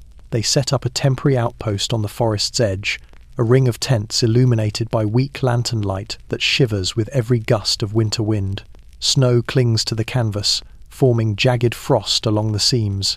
Inside the largest tent, the men gather around dim lanterns, trying to warm their trembling hands. No one has slept. No one can sleep. Their nerves fire too quickly, their thoughts spinning too fast. Schneider sits alone on a crate near the tent's entrance, jaw clenched, shoulders hunched. His hands twitch on his knees, tapping a restless rhythm that grows faster and faster. His breath comes in uneven bursts, fogging the cold air. 2 soldiers, Mathis and Weber, argue nearby over a misplaced map case. Their voices start low, sharp whispers cutting through the tent. Then they grow louder, rising like the growl of an animal waking from a bad dream. It was on my cot, Mathis snaps. You moved it. I didn't touch your things, Weber retorts, his eyes glinting with chemical brightness. You misplaced it. You always misplace things. Mathis steps closer. Are you calling me careless? Weber laughs short, bitter. If the boot fits. The tension snaps with the crispness of breaking ice. Mattis lunges. The 2 men crash to the ground, fists swinging with unnatural strength. The lantern light flickers wildly as their shadows writhe along the tent walls. Boots scramble, voices shout. A table overturns, scattering rations across the floor. The medic pushes through the circle forming around them. Stop. Enough. But the fight only intensifies. Weber strikes Mathis with an elbow that cracks sharply across his cheek. Mathis responds with a punch to the jaw that sends Weber sprawling into the tent pole, nearly knocking it loose. Blood spatters onto the ground, dark and vivid against the snow-dusted canvas. Schneider rises from his crate, breathing faster. His hands tremble violently now. Something inside him threatens to break. The lieutenant storms inside, grabbing Mathis by the collar and yanking him off Weber. What in God's name is wrong with you? He snarls. Mathis tries to speak, but his jaw shakes too violently. He kept staring at me. I thought he was. Weber wipes blood from his lip, eyes wild, dilated. I wasn't staring. You were hearing things again. Hearing things, seeing things, feeling hunted when nothing moves. The medic kneels beside them, examining their trembling hands, their flushed skin, their rapid breathing. He turns to the lieutenant. It's the pills, he whispers. They're amplifying every emotion, every fear, every irritation. The lieutenant scoffs. Men fight, it's nothing new. Not like this, the medic snaps, voice shaking with anger. Their nerves are raw, their bodies are exhausted, their minds. He glances at Weber, who now looks as if he might strike anyone who speaks to him. Their minds are unstable. The lieutenant folds his arms. They'll recover. The medic stares at him, stunned. Recover? Without rest? Without stopping the stimulants? The lieutenant doesn't answer. He doesn't have to. Outside, the wind rattles the tent walls like a warning. The forest creaks with winter's weight. Somewhere far away, a wolf howls long, low, mournful. Inside the tent, Schneider steps forward suddenly, as if drawn by an invisible thread. His voice comes out in a strained whisper. It's inside us now. The room stills. What is? Mathis asks, rubbing his bruised cheek. The anger, Schneider murmurs. It doesn't feel like mine. He presses a trembling hand to his chest. It feels planted, like something waking up, something that wants to move, wants to... His breath catches, wants to fight. The medic steps toward him. Schneider, listen to me. But Schneider jerks back, eyes wide, breathing fast. Don't come near me, he warns, voice trembling between fear and fury. I might do something. The lieutenant steps in, voice low but hard. Get a hold of yourself, soldier. Schneider's gaze snaps to him, pupils dark and cavernous. I'm trying, sir. His hand grips his rifle so tightly the knuckles whiten. But it feels like my body is ahead of my mind, like I'm being pushed from behind. No one speaks, because they all feel it. That creeping heat under the skin, that restless impulse, that sudden spark of violence simmering beneath the surface. The pills have stripped them of fear. Now they are stripping them of restraint. The night drags on, quiet but tense, the air brittle with unspoken dread. The men settle back into their places, but no one relaxes. No one trusts themselves. And somewhere in the darkness outside, the forest waits cold, silent, and listening as rage coils deeper into the soldiers' bones, simmering like a storm that can no longer be contained. Snow flurries drift past the small medical outpost like ash from a dying fire. The wind presses against the wooden door, rattling it softly, as though trying to warn whoever is inside, but no one listens. The war has deafened them to warnings. Inside, beneath the dim yellow glow of a single hanging lamp, the medic stands over a cluttered table strewn with vials, notes, and trembling hands that do not belong to him. He recognizes the handwriting on the reports, clinical loops, careful margins, cold conclusions. Reports sent straight from Berlin, reports that make his stomach twist. Dosage increase authorized. Enhanced aggression desirable in close combat. Monitor cardiovascular strain. Proceed regardless. Regardless. The word sinks like a stone into the medic's chest. He reads another line, the ink smeared as if written in haste. Observed behavior consistent with heightened reflex response. Temporary psychosis acceptable if productivity remains high. His hands curl into fists around the page. Temporary psychosis. Acceptable. The words might as well be written in ice. Behind him, a cot creaks violently. Private Neumann, still recovering from the truck incident, sits upright, breathing fast, sweat shining across his forehead despite the cold. His eyes dart around the room, pupils huge, following movements that are not there. Neumann? The medic says gently. How are you feeling? Neumann doesn't answer. His gaze fixes on something over the medic's shoulder, something that makes his breath hitch. His fingers clench in the blanket. Every muscle in his body tightens, ready to bolt. The medic turns. Nothing stands there, just shadows flickering across crates of supplies. This is what they have become. Men caught between hallucination and hypervigilance, their minds stretched thin by chemicals they never asked for. The medic kneels beside Neumann. You're safe. You're here. Nothing is in this room but us. But Neumann shakes his head violently. They're watching, he whispers, just beyond the light. If I close my eyes, they move closer. The medic's heart sinks. He has heard this before, too many times. The soldiers are not sleeping, not truly awake, trapped in a fever-sharp reality that twists every shadow into a threat. He glances back at the Berlin files. Another line leaps out at him. Increased psychotic features can be channeled into combat advantage. He closes his eyes, sickened. This isn't medicine. This isn't warfare. This is experimentation, cruel, calculated, relentless. Later that night, the lieutenant enters the outpost, stamping snow from his boots. His coat is dusted white, his eyes tired but unyielding. "Doctor," he begins briskly, "I need an update on the men. Headquarters wants confirmation that the enhanced regimen is working." The medic stares at him. "Working? The men are breaking. They're hallucinating. Their hearts are failing. They're turning on each other. Their performance in battle," the lieutenant starts, "is being bought with their sanity," the medic finishes. "Their humanity." The lieutenant's jaw tightens. "Doctor, this is war. This is beyond war," the medic snaps. "They are treating these men like test subjects." He slams one of the Berlin reports onto the table. "Look at this. They describe psychosis as useful. They list heart failure as collateral. Do you understand what they're doing?" The lieutenant doesn't pick up the paper. He doesn't have to. He already knows. And the medic sees it, the flicker of doubt in the officer's eyes, quickly smothered, quickly buried beneath duty and fear. "The orders stand," the lieutenant says quietly.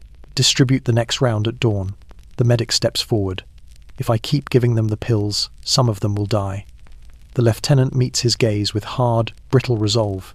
"If you stop giving them the pills, more of them will die, and so will we."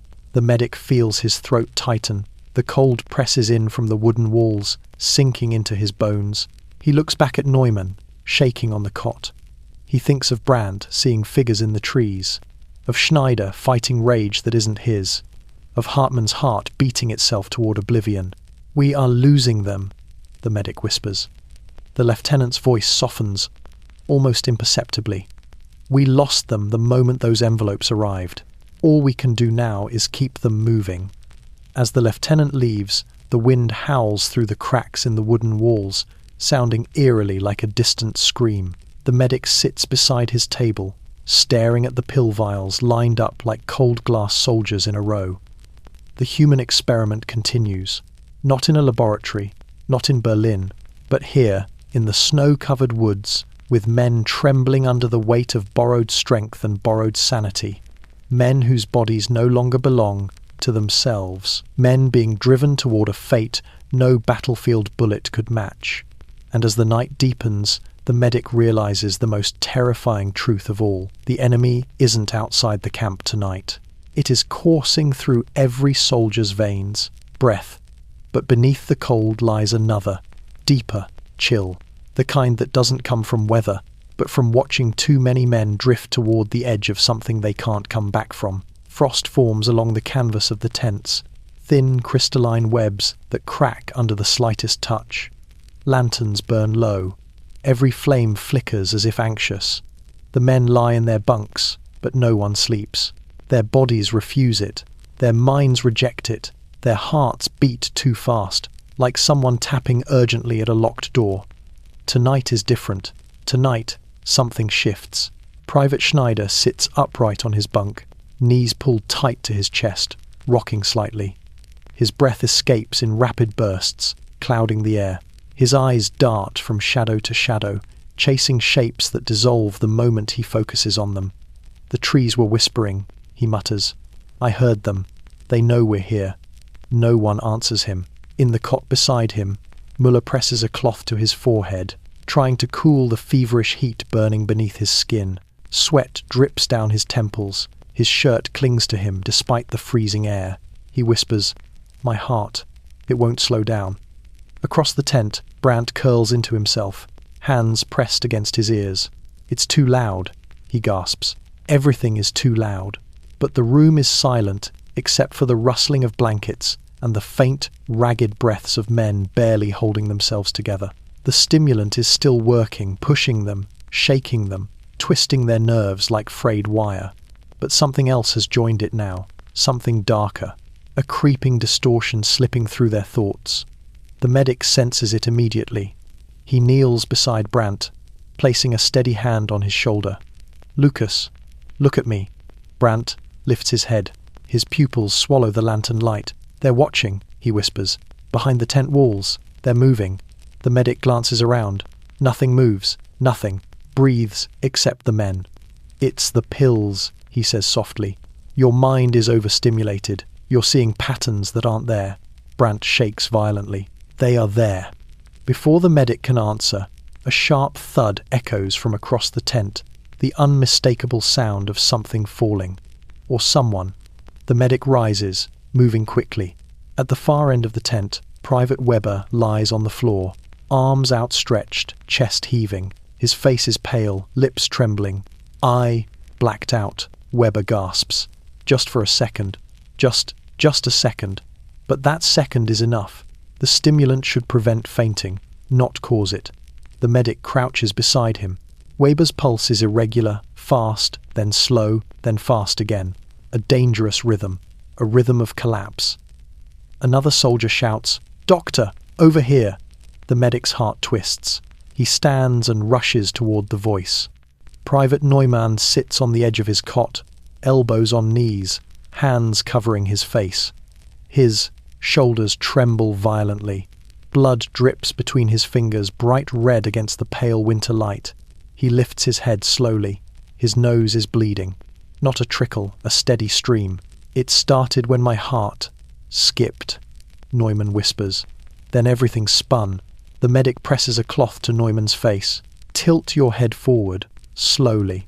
But Neumann's hands shake uncontrollably. His breathing grows ragged. I can't think straight, he murmurs. My head is too full. Brandt begins whispering again. Schneider mutters to himself. Muller shivers beneath blankets he no longer feels. Weber lies pale on the floor, chest rising and falling unevenly. The medic looks around the room at the tremors, the hallucinations, the nosebleeds, the collapsing pulses, and realizes with a cold weight settling in his chest. They are all reaching their limits at the same time. This isn't fatigue. This isn't nerves. This isn't stress. This is system failure. Chemical, neurological, inevitable. The door to the tent bursts open. The lieutenant steps inside, snow swirling around him. Report, he demands. The medic stands slowly, breathing hard. Sir, the men can't continue. Their bodies are shutting down. We march at dawn, the lieutenant replies. The medic shakes his head. If they march, some of them won't survive the day. Silence cuts through the tent. The lieutenant looks over the soldiers, the shaking hands, the haunted eyes, the pale faces, but his expression doesn't change. Orders are orders. War is war. But even he knows something is wrong. He lowers his voice. How long until they recover? The medic almost laughs, a hollow, weary laugh that never reaches his lips. They won't recover until they sleep, he says quietly. Real sleep, deep sleep, not this half-dream the pills force them into. And if they don't sleep? The lieutenant asks. The medic looks at Neumann, blood still dripping from his nose. He looks at Brandt, rocking in silence. He looks at Schneider, muttering to the shadows. They break, the medic whispers, one by one. The lieutenant turns away, unable to face the truth, or unwilling to admit it. Outside, the forest groans under winter's weight. The sky hangs heavy. The cold deepens, and inside the tent, surrounded by flickering lantern light and trembling breath, the medic knows tonight is the breaking point, the moment before collapse, the razor-thin edge of a disaster no bullet or artillery shell could ever cause. Not the war outside, but the war inside their veins. Dawn creeps into the world like a reluctant guest. A pale, sickly light spreads across the forest clearing, brushing gently over the frozen ground where the soldiers stand in formation, if it can still be called that. Their lines are crooked, their shoulders slump, their breaths come in quick, uneven bursts that fog the air in frantic pulses. Some sway where they stand. Some grip their rifles so tightly their knuckles gleam bone white. The stimulant has hollowed them out. Their bodies move, but their spirits lag somewhere far behind. The lieutenant steps forward stiffly, voice ringing out against the brittle morning air. We move east. Enemy positions are weakening. This is our chance to break through. No one cheers. No one even nods. The medic stands behind the formation, arms crossed tightly against his chest. His eyes track each soldier with growing dread. The tremors haven't stopped. The hallucinations haven't faded. The heart palpitations haven't calmed. The stimulant is losing its grip, but the damage it caused remains. The lieutenant signals, "Forward," and so the march begins. The forest road unfurls before them like a long, indifferent corridor. Snow crunches beneath their boots in uneven rhythms. The men move, but their steps lack intention, as though the pills are pulling them forward by invisible strings. Schneider stares straight ahead, eyes unblinking, lips parted slightly. He walks too fast, then too slow, stumbling into Müller twice before correcting himself. His breath rattles in his chest. His fingers twitch with every heartbeat. Müller tries to maintain the pace, but a deep ache throbs behind his eyes. He wipes sweat from his brow, confused by how hot he feels in the freezing air. Every few seconds, his vision blurs at the edges, then sharpens too much. The frost on the tree branches looks like thousands of tiny knives. Behind them, Weber hums under his breath a low, erratic tune that makes no sense and has no beginning or end. Every time the medic glances back at him, Weber holds his stare for a moment too long, pupils huge, smile thin and cracked.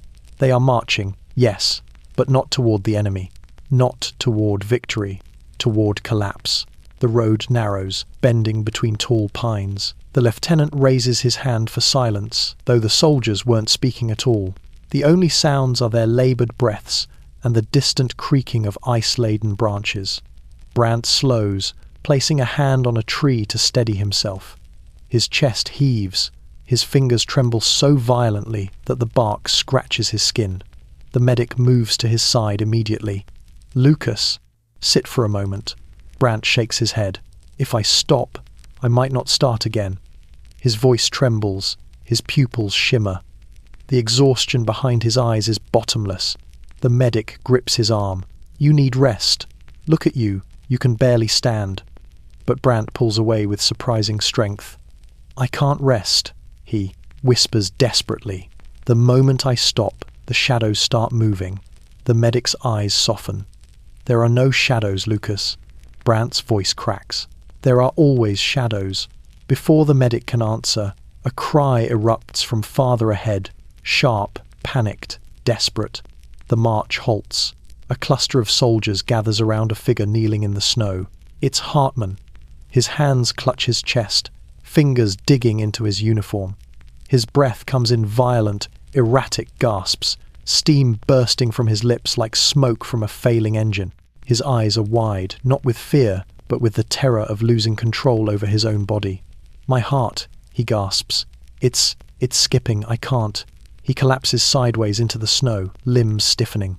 The medic drops to his knees beside him, ripping off a glove to feel Hartmann's pulse. The beat is chaotic, weak, slipping. "Lieutenant," the medic shouts, "we need to stop the march." But the lieutenant hesitates. He looks at the forest, at the distant horizon, at the weight of his orders pressing like stone against his spine. "We can't stop," he mutters. "Not here. Not yet." The medic's voice becomes a snarl. "He's dying." Hartmann gasps again, a wet, choking sound that freezes the breath of every man around him. His eyes roll back. His limbs twitch. Schneider takes a step back, trembling violently. He's not breathing right. Weber starts humming again, louder this time, faster. Müller clutches his temples, groaning. "Make it stop. Make it stop."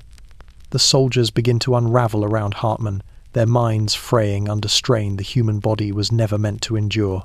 The lieutenant finally relents. "Move him to the side," he orders. "Give him air." But air will not fix a shattered heart. The medic tries everything, chest compressions, steadying breaths, cold compresses, but Hartmann's pulse fades beneath his fingertips, slipping away like water through broken glass. The soldiers watch, trembling, some crying silently, their expressions hollow, and when Hartmann's chest finally stills, the medic lowers his head. No enemy fired a shot, no shell fell, no battle was fought. A soldier died on the roadside because his heart was forced to race farther than any battlefield demanded. The lieutenant looks down at him, face pale, but the march must continue. He turns away. "Form up." The medic stays kneeling beside Hartmann's still body, snow settling softly on the soldier's face. He whispers, barely audible, "They aren't marching into battle anymore. They're marching into nowhere." And the war, silent, internal, chemical, continues its slow, merciless killing. The march resumes after Hartmann's death, but something in the line has cracked. The soldiers move forward because their bodies remember the rhythm of walking, not because their minds tell them to. Their boots drag slightly through the snow. Their breaths come in sharp, uneven bursts. Their eyes drift unfocused from tree to tree, as if searching for something that isn't there. It is not discipline that keeps them moving now. It is momentum, the terrible momentum of men who no longer know how to stop. They continue east, deeper into a forest, where the branches overhang the road like skeletal arms. The sky above is heavy, a muted sheet of grey that threatens more snow. The cold is sharper today, biting through coats and gloves, but the stimulant coursing in their veins masks the pain. Everything feels distant, everything feels dreamlike. The medic walks near the rear of the column, eyes sweeping the ranks. He sees the tremors, the vacant stares, the twitching fingers. He knows what the signs mean. He's seen it in every medical report. Overstimulation leading to deterioration, deterioration leading to collapse. And today, collapse is close. Ahead in the line, Schneider begins to mutter. At first, no one pays attention. He mutters often these days, low, frantic whispers that spill from him like leaking steam. But today his voice grows louder. "They're watching us," he says, eyes wide. "They're hiding in the tree line. I can see them." Muller glances at him nervously. There's no one there. "They're there," Schneider snaps, stepping off the road for a moment. "I saw movement. I swear it." He lifts his rifle slightly, muscles tensing. The lieutenant barks, "Schneider, get back in line!" But Schneider hesitates, staring into the trees as if hypnotized by something unseen. His breath quickens, his pupils expand. A cold sweat forms on his brow. He whispers, "They're waiting for us to break." The medic hurries forward. "Schneider, look at me," he says gently. "Whatever you see, it isn't real."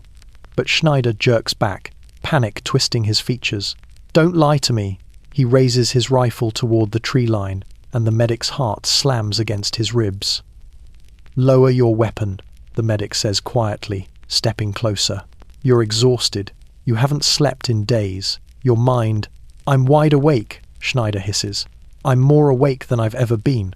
Then, his body betrays him. His knees buckle. The rifle slips from his fingers, clattering onto the frozen road. He collapses into the snow with a choked gasp, clutching his head as a violent tremor courses through him. His limbs twitch uncontrollably. His breath comes in ragged, desperate bursts. His eyes roll toward the back of his skull. The soldiers around him recoil, some in fear, some in recognition of their own future. The medic drops to his knees beside Schneider. "Seizure," he mutters under his breath. Just like Brandt. He places a hand behind Schneider's head, steadying him as the tremors shake his entire body. Foam gathers at the corners of Schneider's mouth. His heart beats visibly beneath his uniform, slamming against his ribs like a trapped creature. The lieutenant storms forward, face tight with frustration. How long until he can move? The medic rounds on him, fury rising in his chest. Move? He could die. The lieutenant's jaw tightens. We can't stay out in the open. The longer we linger, the more vulnerable we... The medic stands abruptly. "You are losing them," he says, voice shaking. "Not to the enemy, not to the winter, to the pills, to the exhaustion. Their minds are cracking." The lieutenant looks away for a long moment, the truth settling like iron in his gut. But orders are orders, and he cannot disobey. He exhales. "Get him stable. Then we move." Schneider's tremors slow gradually, his breathing returning to a shaky whisper. When he can finally speak, his voice is barely audible. "I didn't. Make it up," he breathes. "Someone was there." The medic doesn't argue. Not now. Not when Schneider is still trembling. Instead, he helps the soldier to his feet, guiding him like a man learning to stand again. Schneider's legs quiver beneath him. His eyes glaze. His will, once strong, once loyal, now hangs by a thread so thin it nearly breaks each time he blinks. As they resume the march, the medic feels it the shift inside every soldier's chest. Once they marched with purpose, then with fear, then with chemical confidence. Now they march because stopping hurts more than continuing, because their bodies refuse stillness, because the stimulant won't let them rest. Their wills, once the strongest thing they possessed, have begun to crumble beneath the weight of exhaustion and terror and chemical distortion. They walk not toward victory, not toward survival, but toward whatever lie the pills whisper inside their veins. And with every brittle, dragging step, the medic knows a collapsed will is worse than a collapsed body, because when a man's will breaks, there is nothing left to hold him up. The headquarters tent looms at the edge of the clearing like a sagging beast, its canvas weighed down by frost and long nights. Lanterns glow dimly inside, their trembling flames casting unsteady shadows across maps, supply lists, and the scattered remains of hastily written reports. Outside, the wind claws at the walls. Inside, tension claws at the men. The lieutenant stands over the central table, hands planted firmly on the wooden surface as if he needs the table to stay upright. His shoulders slump slightly beneath his coat. His eyes are hollow, ringed with sleepless exhaustion, though he has slept more than any of the soldiers he commands. Not enough, but more. He hears their coughing outside the tent, their muttered fears, their restless pacing, their quiet sobs muffled by blankets. He hears the crack in their voices, the quiver in their breath. And now, for the first time since the pills arrived, the lieutenant feels something he has crushed again and again: doubt. The medic storms into the tent without waiting to be acknowledged. His gloves are still stained with Schneider's blood. His hands shake from more than the cold. "We cannot continue this march," he says immediately, voice trembling with contained fury. The lieutenant closes his eyes. "Doctor, no." The medic steps forward. "No more excuses. No more orders from men who don't see what I see. They are collapsing, losing control. Their bodies, their minds." He swallows. "Sir, they are breaking." Major Reich, brought forward from the rear lines to speed up the advance, looks up sharply from the map he's studying. He has the calm, polished face of a man who has not seen the night terrors that haunt the enlisted. "They are soldiers," the major says coolly. "Strain is expected." The medic slams a stack of medical reports onto the table. "Strain is expected. Organ failure is not. Cardiac arrhythmias are not. Hallucinations are not. Seizures," he says, voice rising, "are not expected." The tent falls silent. Outside, a soldier screams, suddenly a raw, piercing wail that cuts through the winter air. The scream dissolves into frantic sobs. No one rushes to help. Not because they don't care, but because the screams have become too common. The major doesn't flinch. They must push through it. The medic stares at him in disbelief. Push through what? Their own bodies shutting down? Their minds splitting apart? The lieutenant shifts, uncomfortable. He avoids the medic's eyes. "Doctor, we are under strict orders from Berlin. We must maintain speed. The front line depends on it."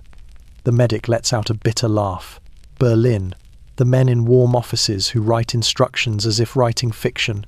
They don't see what these drugs are doing. The major steps closer, voice hard. "And you forget your place, doctor. Your role is to keep the men functioning. My role," the medic says through clenched teeth, "is to keep them alive." "Alive is not the priority," the major replies coldly. "Victory is." For a moment, the world goes still.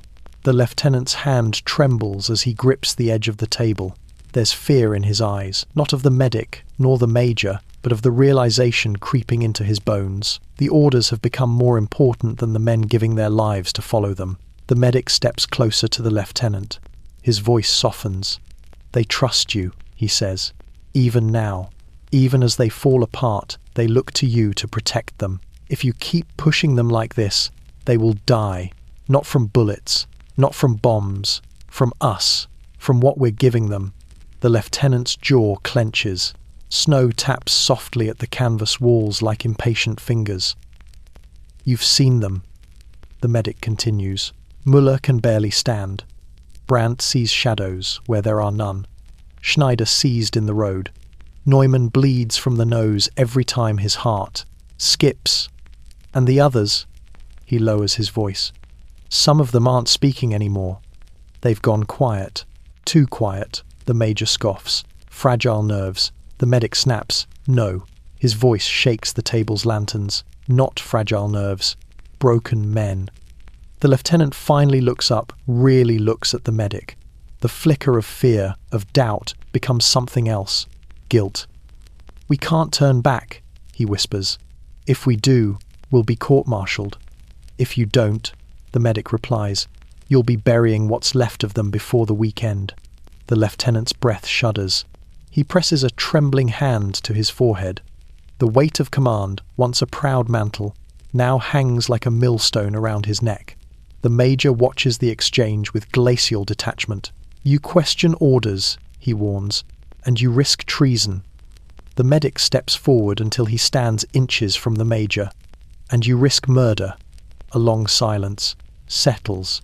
The lantern flame flickers. Snow taps the canvas. Somewhere outside, a soldier retches violently. The lieutenant swallows hard. He is the hinge on which everything now turns the line between obedience and responsibility, between orders and morality. His voice finally breaks the silence. I need time, he whispers. The medic shakes his head. You don't have it. The lieutenant closes his eyes. Outside, another scream tears through the night, sharper than the wind, more desperate than anything the forest has heard before. The lieutenant's cracking resolve trembles visibly. And in that moment, the truth becomes undeniable. It's not only the soldiers who are collapsing. Command is collapsing with them. Night returns like a slow-moving tide, draining what little warmth the day had offered. The trees loom taller in the dark, their skeletal branches scratching against the sky. The wind deepens, slipping through the camp like a cold breath, carrying with it a sound that almost resembles whispering. The soldiers notice it first, not with clarity, but with unease. A prickling at the back of the neck, a shiver that isn't from the cold. They gather around the small fires, their faces half lit and hollow, steam rising from their breath as they huddle close. No one speaks. No one wants to break the fragile quiet that feels stretched thin above them. And yet, the whispering continues. Brandt is the first to react. He stiffens suddenly, his spoon slipping from his fingers into the snow. Did you hear that? He murmurs. Muller sits across from him, eyes rimmed with exhaustion. Hear what? That, Brandt whispers. The trees. They're talking. Muller shakes his head, though he doesn't sound convinced. It's the wind. Brandt's gaze drifts toward the forest, pupils wide. No, the wind doesn't sound like voices. Schneider, sitting nearby with his knees drawn up to his chest, mutters, It's them. They followed us. Through the woods. They always do. The medic, who has been listening from a distance, approaches the fire. It's not voices, he says gently. You're exhausted. Your nerves are overstimulated. But the men don't look reassured. They look terrified, because the whispering doesn't stop. It rises and falls like breath. Later, long after the fire has burned down to glowing embers, the phenomenon spreads through the entire camp. Private Hoffman, usually silent as stone, suddenly jumps to his feet and stares into the dark forest, eyes wide with terror. Someone's calling my name, he whispers. Another soldier stiffens. You too? A third presses his hands over his ears. It won't stop. It won't shut up. The lieutenant arrives, irritation masking, the fear creeping beneath his stern expression. There's nothing out there, he snaps. You're hearing the wind, but his voice lacks conviction. Even he can hear something strange weaving through the trees, a low, uncanny murmur that slips around the trunks and over the snow like a secret being carried from one unseen mouth to another. The medic watches the men with growing dread. Their pupils are huge, their hands trembling. Every slight sound a crack of ice, a shifting branch makes them flinch. Their bodies are taut like bowstrings pulled too tight. And then, the first hallucination appears. Private Weber suddenly backs away from the fire, hands raised defensively. "They're right there," he whispers, eyes fixed on the tree line. "I see figures, moving between the trees." But when the lieutenant and medic turn to look, there is nothing, just silent trees shivering in the wind. "Weber," the medic says softly, "you need to breathe. Your mind is—" But Weber cuts him off with a scream. "They're getting closer." He stumbles backward, slipping on the ice, scrambling away from something only he can see. His breath turns ragged, his heart races. He kicks at the snow violently, trying to get purchase as though something is chasing him. The medic lunges forward and grabs him by the shoulders. "Weber, look at me." Weber's eyes dart everywhere, unfocused, wild. They're whispering my name." The medic feels Weber's pulse hammering beneath his fingers, fast enough to tear itself apart. The lieutenant turns to the major, who has been watching from the edge of the camp with cold detachment. "We have to stop this," the lieutenant says quietly. "We have to." The major cuts him off sharply. "They are hallucinating because of exhaustion. They will adjust. They must." The medic stares at him in disbelief. "Adjust? You expect them to adjust to madness?" The major's jaw tightens. "Fear is a symptom of weakness. These drugs are meant to strip that away. What remains is strength." The medic's voice softens, but the words tremble with fury. "What remains," he whispers, "is hysteria." As the night deepens, the whispering seems to grow louder, more insistent, more human. Brandt huddles close to Müller, shaking violently. "I saw someone," he whispers. "Behind the trees. A shadow, tall, moving." Müller looks ready to break. "There's nothing there, Lucas," he says, but his voice is a thin thread, stretched close to snapping. Across the camp, Schneider grips his rifle tightly, knuckles white. "If they come closer, I'll shoot." "No one is coming," the medic says sharply. "Put the rifle down." But Schneider's eyes dart toward the dark. "They're hunting us." The lieutenant swallows hard. For the first time, he steps closer to the medic and speaks quietly, almost like a confession. I think I hear it too," he whispers. The medic freezes. Then he understands. The officers aren't immune. Not to the cold, not to the exhaustion, not to the slow unraveling creeping through the camp. The whispering grows louder still, slipping into every corner, every tent, every trembling breath. Not because anything stands in the forest, but because the soldiers' minds fried with fear, stimulant, and sleeplessness have begun creating the very thing they dread. Tonight, the forest is not whispering.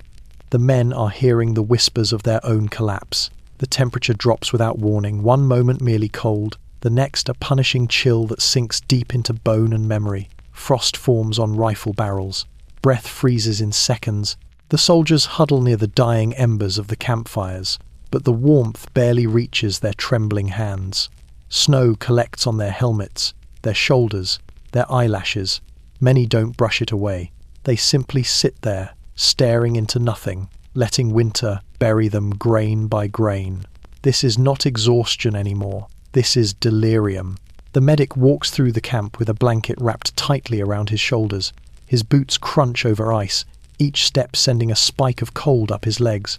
But the cold is not what worries him. It's the silence, the thick, unnerving silence of men who can no longer trust what they hear or see. He approaches Schneider first. The soldier sits with his back against a tree trunk, arms wrapped around his knees, rocking gently. His lips move, whispering something, soft and repetitive. "Schneider," the medic says quietly, "look at me." The soldier's rocking stops. His eyes lift slowly. They are glassy, distant. "They won't stop," he whispers. "Who won't stop?" Schneider blinks. Frost clings to his lashes. The voices. They're speaking in the branches, saying the same thing over and over. The medic kneels beside him. "What are they saying?" Schneider leans closer, eyes wide in terror. "They say, 'Keep going.'" The medic's stomach knots. The stimulant has woven itself so deeply into their minds that even their hallucinations mimic orders. A few meters away, Brandt crouches beside a snow-covered stump, hands buried in the frozen earth. He digs slowly, rhythmically, like an animal making a den. His fingers are numb, nails cracked and bleeding, but he seems unaware. The medic rushes to him. "Brandt, stop your hands." Brandt turns, smiling faintly, a frightening expression of peace on a face that should be shivering. "I thought I heard crying," he murmurs. "Under the snow. Like someone buried alive. I'm trying to help them." The medic grabs his wrists, pulling him upright. Brandt resists at first, then collapses against him, breathing rapidly. "There's no one under the snow," the medic whispers. "You're cold, you're delirious." Brandt's voice cracks. But the crying, it sounded like us. Near the supply tent, Muller sits slumped against a torn canvas flap. His helmet rests in the snow beside him. His hands cover his face, fingers digging into his temples. "It's buzzing," he whispers when the medic kneels beside him. "Inside my skull. Like hornets. I can't think. I can't hear anything else." The medic lifts his chin gently.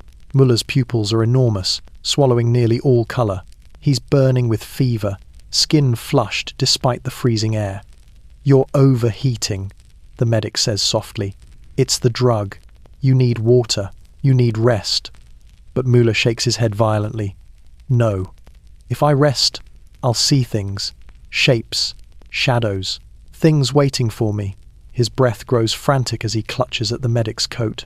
"Don't let me sleep, please. Don't let me sleep."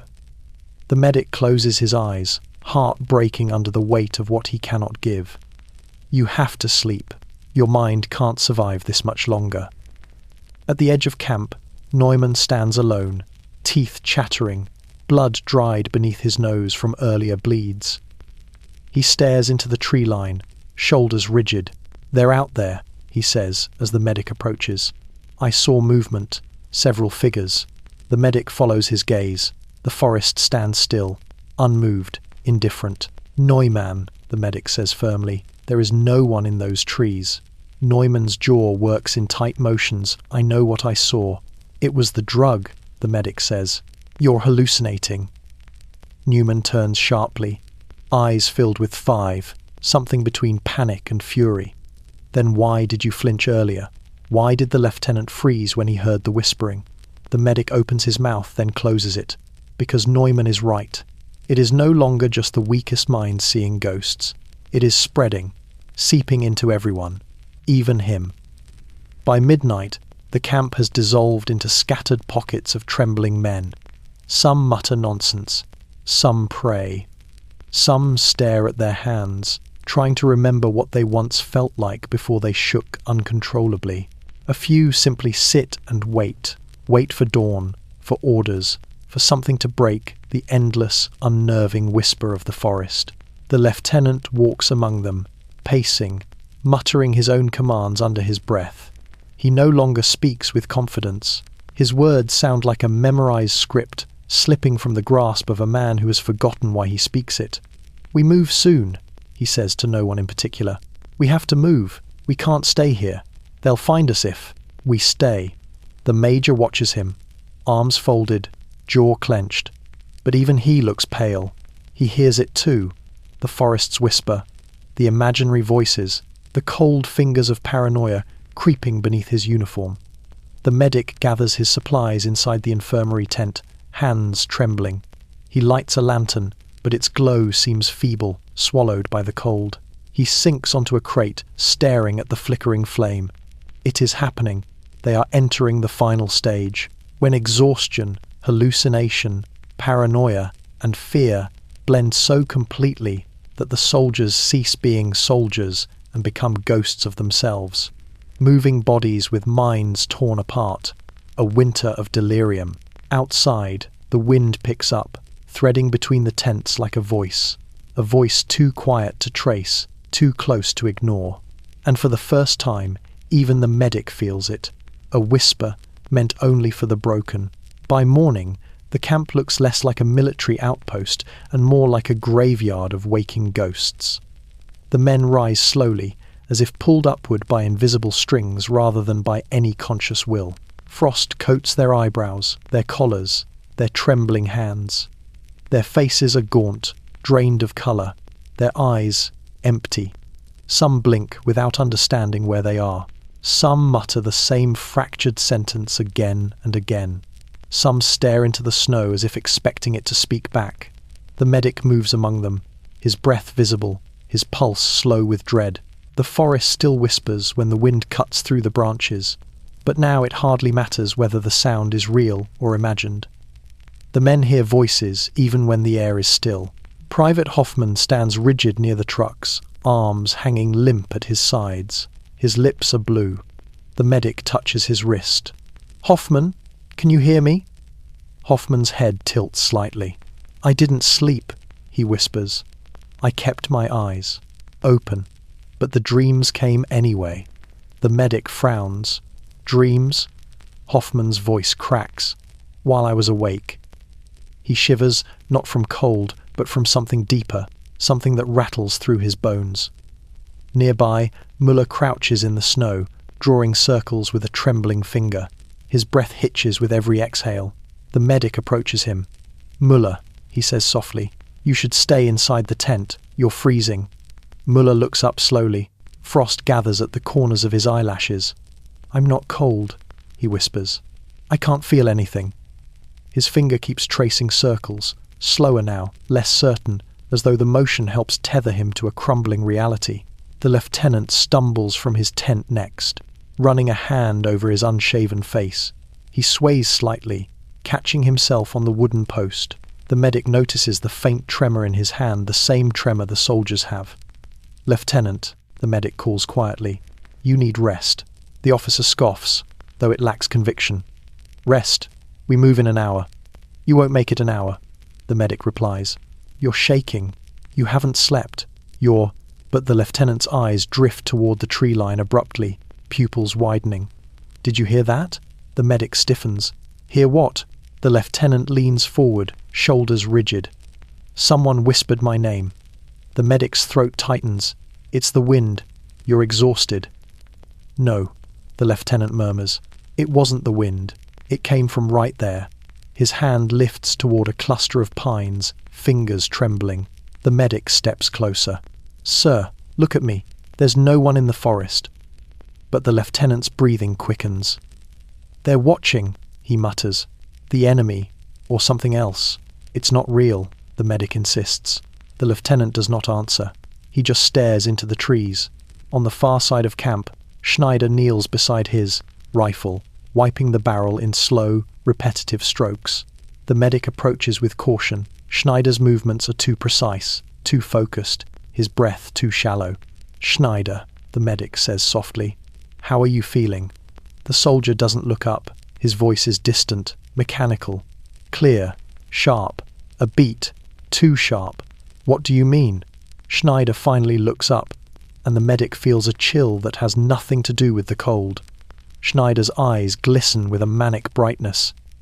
"I can hear things," he whispers. "Things I shouldn't hear." "What things?" "The snow," Schneider says. "It crunches in different ways, tells me where people are walking." The medic tries to steady his own breathing. "That's not possible." "It is," Schneider insists. "The pills open something. I can hear heartbeats." He touches a hand to his ear. "Sometimes my own, sometimes others. Sometimes I think I hear the forests." His voice trembles, and I don't know where mine ends. The medic slowly kneels beside him. "Schneider, you're hallucinating." But Schneider's expression twists with fear, genuine, raw fear. "What if I'm not?" he whispers. By noon, the men no longer react to orders. They move because the lieutenant moves. They stop when he stops. Their minds drift like leaves caught in a winter current. The medic confronts the major again. "We cannot march." They can barely stand. The major's jaw tightens. They will stand, and they will march. "They are losing touch with reality," the medic pleads. "They are freezing, hallucinating, deteriorating. Look at them. Some don't even know their own names." The major's gaze sweeps across the camp. Half the men stare at nothing. The rest tremble uncontrollably. He sees it, but his pride, his orders, his fear of consequences, all fused together into something unyielding. "We cannot afford weakness," he says, coldly. The enemy does not wait for sanity. The medic steps close, voice low and resolute. "This isn't weakness, this is chemical collapse." But the major dismisses him with a shake of his head. "We march," he says. When the lieutenant calls the men to formation, they gather slowly, like broken marionettes. Some drag their rifles, some stumble, some cannot lift their heads, but they step forward because their minds are too frostbitten to resist, because their wills have collapsed, because the pills won't let them stop. The medic watches them go, heart heavy, breath thin. He whispers to himself, "They aren't marching toward the enemy anymore. They're marching deeper into the cold, deeper into the hallucinations, deeper into the place where the mind freezes and shatters. A frostbitten mind cannot heal. And today, nearly every man in the company has crossed that invisible line. The march that day feels like drifting through a dream, one of those cold, endless dreams where footsteps echo without ever reaching a destination. The soldiers move in a thin, broken line through the forest, boots crunching over crusted snow. Their movements are jerky, unsteady. Their breath comes in sharp bursts that vanish into the icy air as soon as they leave their lips. No one speaks. No one dares.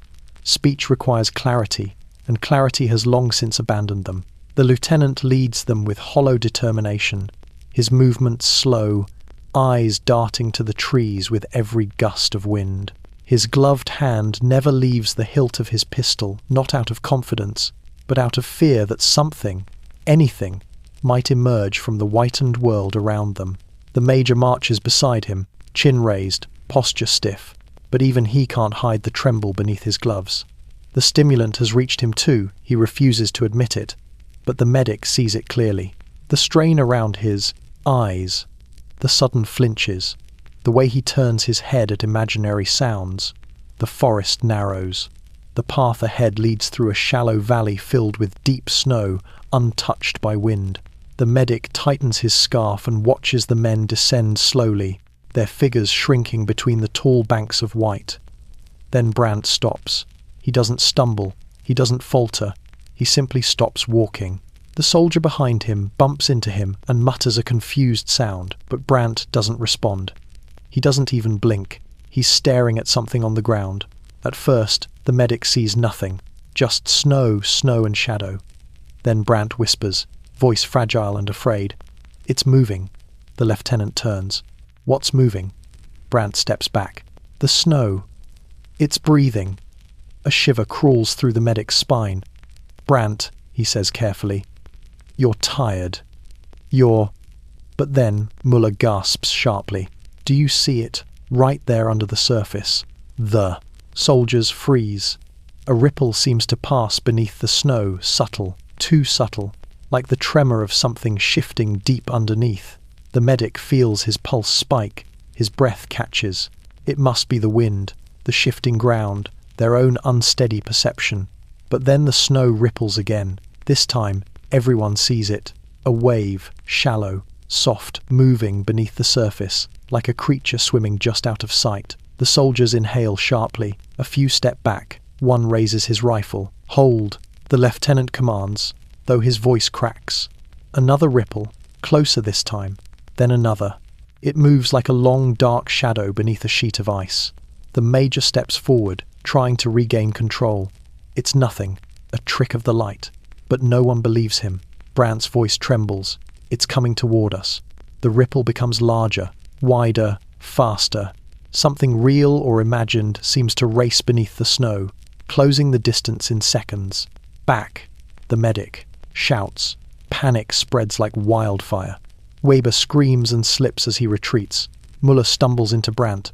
Schneider lifts his rifle, eyes wide with terror. The lieutenant fires a warning shot at the snowbank. The gunshot echoes violently. The snow erupts into a flurry of white powder, but nothing emerges. No creature, no enemy, no explanation. Just snow settling again, falling silently over the tracks of panicked feet.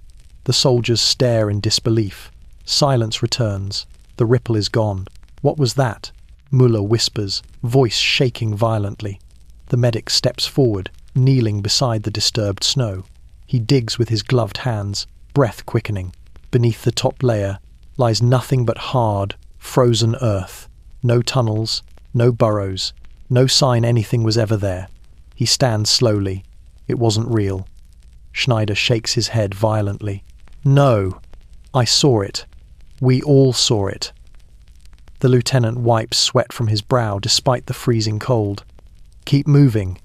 He says, voice unsteady. We can't stop here. But the medic doesn't move.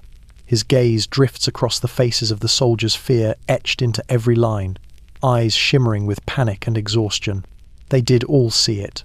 The ripple, the motion beneath the snow, not because something was there, but because their minds, starved of rest and twisted by stimulants, synchronized their fear into a shared hallucination, a group delusion, a collective break, the most dangerous stage.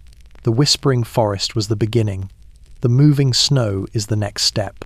As the men shuffle forward again, glancing at the ground as if expecting it to rise up, the medic walks behind them, heart heavy with dread. The cold can freeze the skin, the hunger can weaken the body, but nothing destroys a soldier faster than when the mind begins to crumble, and all the minds begin to crumble together. Tonight, the snow didn't just move, the soldiers did. Closer to the edge, closer to collapse, closer to the moment when none of them will know what's real anymore. By the time the men reach the foot of the ravine, the light has dimmed to an icy blue. The forest closes in around them, branches heavy with snow that droops low like tired arms. The whispering still lingers in the air, faint, drifting, unsteady as if it's trying to follow them deeper into the woods. The lieutenant calls for a halt. The soldiers stumble to a stop, swaying, clutching their rifles for balance. Their breath streams out in feverish bursts. Their boots crunch against snow that suddenly feels too soft, too welcoming. We set perimeter here, the lieutenant orders, though his voice cracks like thin ice. Schneider, Brandt, Weber, you three scout ahead. A ripple of fear moves through the group. Brandt's eyes widen. Schneider grips his rifle with trembling hands. Weber simply stares blankly into the trees, as if already halfway lost. The medic steps forward. Sir, they're in no condition to... We need eyes ahead. The lieutenant snaps, though. His words tremble. We have no choice. The medic's jaw tightens. Choice has become an illusion. Sanity a luxury. Brandt, Schneider, and Weber stumble forward, disappearing between the trees. The forest swallows them quickly. At first, nothing happens. The men left behind stand in uneasy clusters.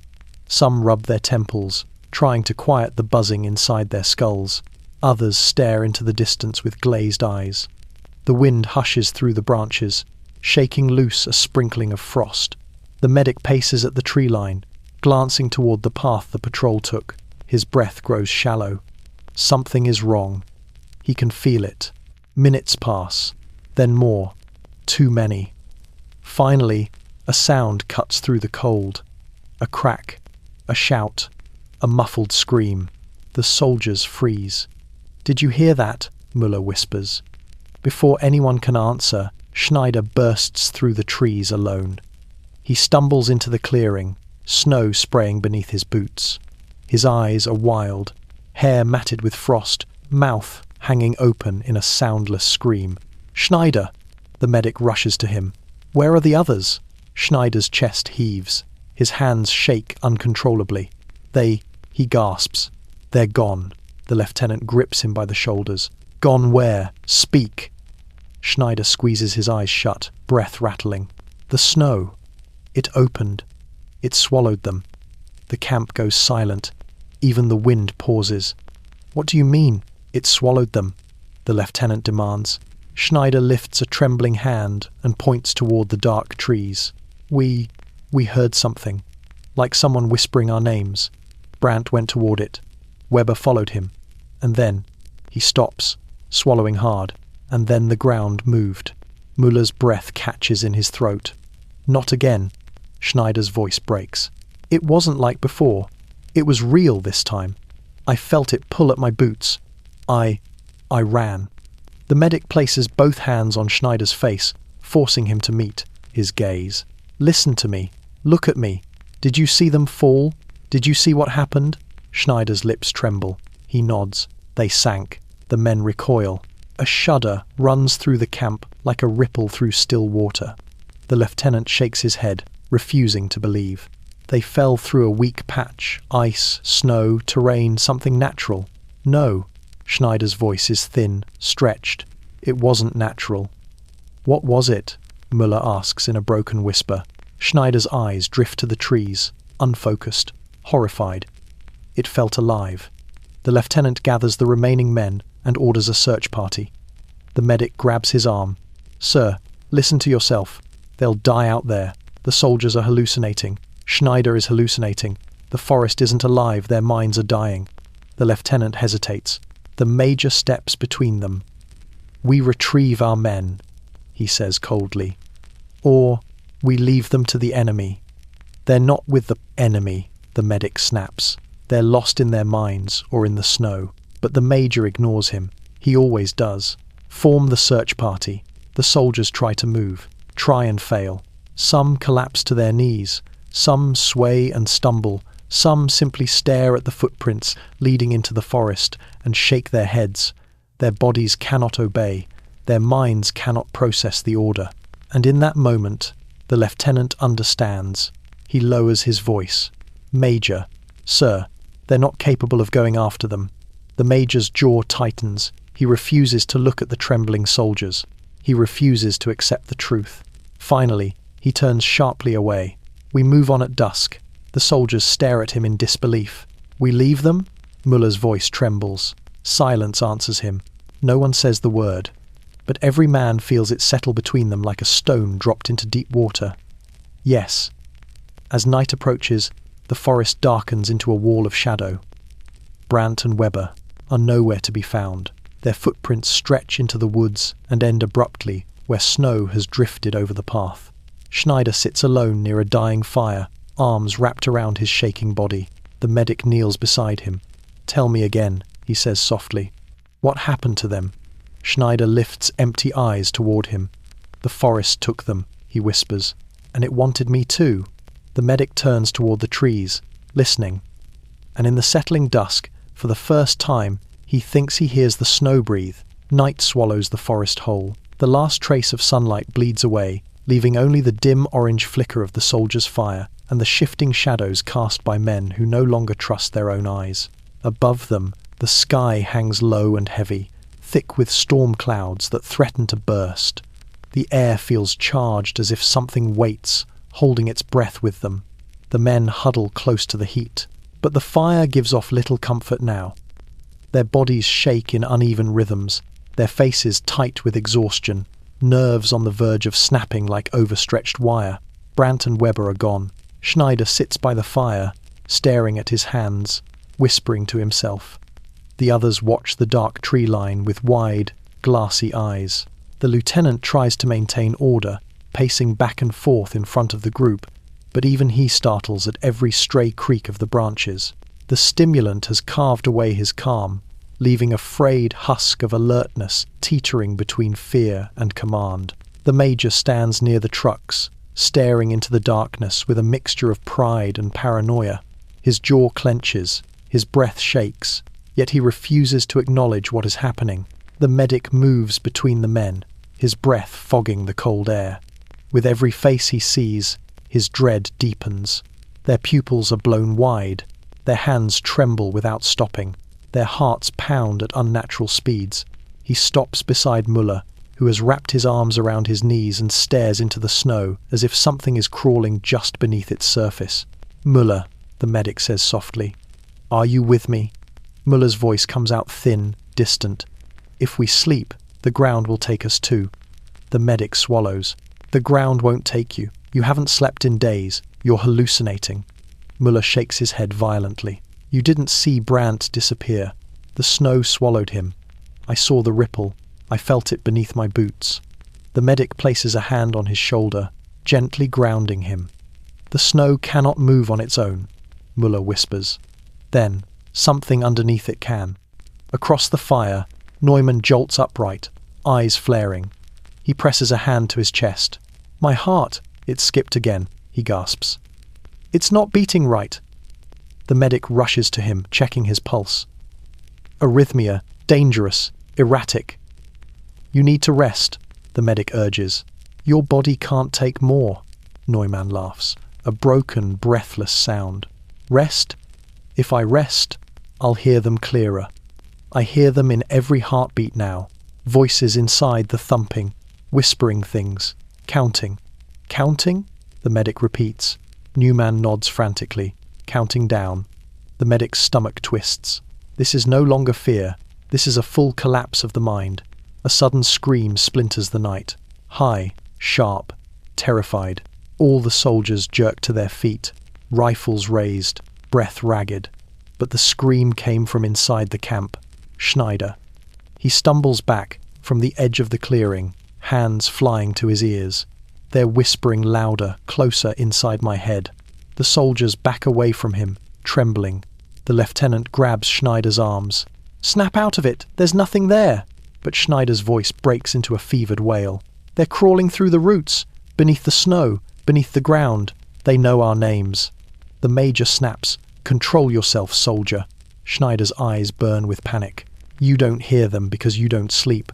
They're waiting for us to stop, waiting for us to lie down so they can—" He cuts off abruptly, breath choking in his throat, and drops to his knees. His eyes stare ahead, wide, empty, unblinking. The medic kneels beside him, checking for a pulse. It races far too fast. "Schneider," he whispers, "look at me."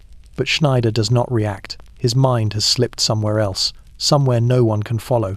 The forest creaks softly, a long groaning sound like something shifting in the darkness.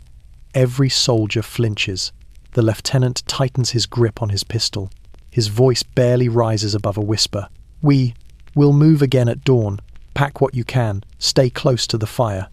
But the frostbitten silence rejects his command. The men stare into the forest. They are not thinking of orders. They are thinking of the ripple in the snow, of the voices in the wind, of their friends disappearing into nothing. The medic feels their fear because it is his fear too. The stimulant has broken the barrier between waking and dreaming, between reality and hallucination, between fear and madness. And now, as the night deepens, the line between what is imagined and what is real grows thinner, too thin. The medic stares at the tree line and whispers to himself, "It's not the forest we fear, it's what our minds are becoming." Somewhere among the branches, a faint whisper stirs, or maybe it's only the wind. At this hour, no one can tell the difference anymore. The night has grown so deep it feels bottomless, an unmoving slab of darkness pressed against the treetops. Even the wind has grown cautious, drifting in slow, uneasy breaths that stir the snow in hesitant spirals. The camp sits in a shallow hollow between tall pines, the fire reduced to glowing embers, its light too weak to chase the shadows away. Everything feels sharper than it should, too still, too watchful, as if the forest itself is waiting for something. The lieutenant stands stiffly near the dying flames, scanning the trees with a twitch in his jaw. He has given up pretending that everything is under control. His face shows it now, fear mixed with the stubbornness of a man trying to outrun his orders. His hand rests on his holster, but the pistol trembles in his grip. The major stands farther back, arms folded, chin lifted in defiance against the creeping terror. But even he looks smaller tonight. The stimulant has clawed its way into his bloodstream, sharpening every sound, every flicker of movement, every heartbeat. His arrogance remains, but his certainty has started to fracture. Around them, the soldiers sit in cramped circles or alone in the snow, each one locked inside a private nightmare. The medic moves among them like a ghost, unable to save them, unable to calm them, only able to witness the slow unraveling. "Doctor." A quiet voice pulls him toward a slumped figure. It's Muller. He sits with his back to a snowbank, knees pulled close to his chest. His breathing is ragged, irregular. His eyes dart rapidly as if scanning a battlefield only he can see. The medic crouches beside him. "Muller, stay with me. I'm here." Muller's voice shakes. Do you hear it? Hear what? He points to the snow, just inches from his boots. It's whispering. The medic forces a calm tone. That's not real. Your mind is. It said my name, Muller interrupts, voice cracking. It had my mother's voice. A shiver cuts down the medic's spine. Not because he believes it, but because Muller believes it. Before he can answer, a sharp crunch echoes nearby. A single footstep. Heavy. Close. The entire camp jolts upright. Who's there? The lieutenant calls out, but even he sounds terrified. Silence. Then another crunch. Closer. Schneider covers his ears, shaking violently. They're here. They're here. They're coming up from under us. Weber stumbles toward the group, frost clinging to his hair. I saw something. Between the trees. A figure. Tall. Everyone turns to him. He is deathly pale. It didn't walk, Weber whispers. It slid. Like it wasn't touching the snow at all. The major barks. Hallucinations. All of you get a hold of yourselves. But no one listens, because in the center of the clearing, where the snow lies untouched, something shifts. A sigh ripples through the white powder, subtle but unmistakable, as though air moved beneath the surface. As though something exhaled. Brandt gasps and stumbles backward. There, under the snow. The snow shifts again. A soft, rolling wave, slow, purposeful. The ripple travels beneath the surface in a perfect line, moving toward the soldiers with terrifying grace. Move! The medic shouts. Panic breaks. The men scatter. Boots slip on ice. Rifles clang against rocks. Several soldiers fall, scrambling frantically backward, crawling on hands and knees through the frost. The lieutenant raises his pistol with shaking hands and fires into the snowbank. The gunshot cracks the night apart. Snow erupts into the air in a blinding white plume, but again, nothing emerges. No creature, no enemy. Only cold earth beneath, glowing faintly in the firelight. The medic runs forward, heart pounding. There is no tunnel, no burrow, no break in the hardened frost. It hadn't been possible for anything to move beneath something so solid. And yet, every man had seen it. Everyone. The major storms forward. This is hysteria, exhaustion, nothing more. But his voice falters when he sees the lieutenant, pale, shaking, staring down at the unbroken snow. I saw it, the lieutenant whispers. God help me. I saw it. The medic looks around. Schneider is kneeling, praying under his breath.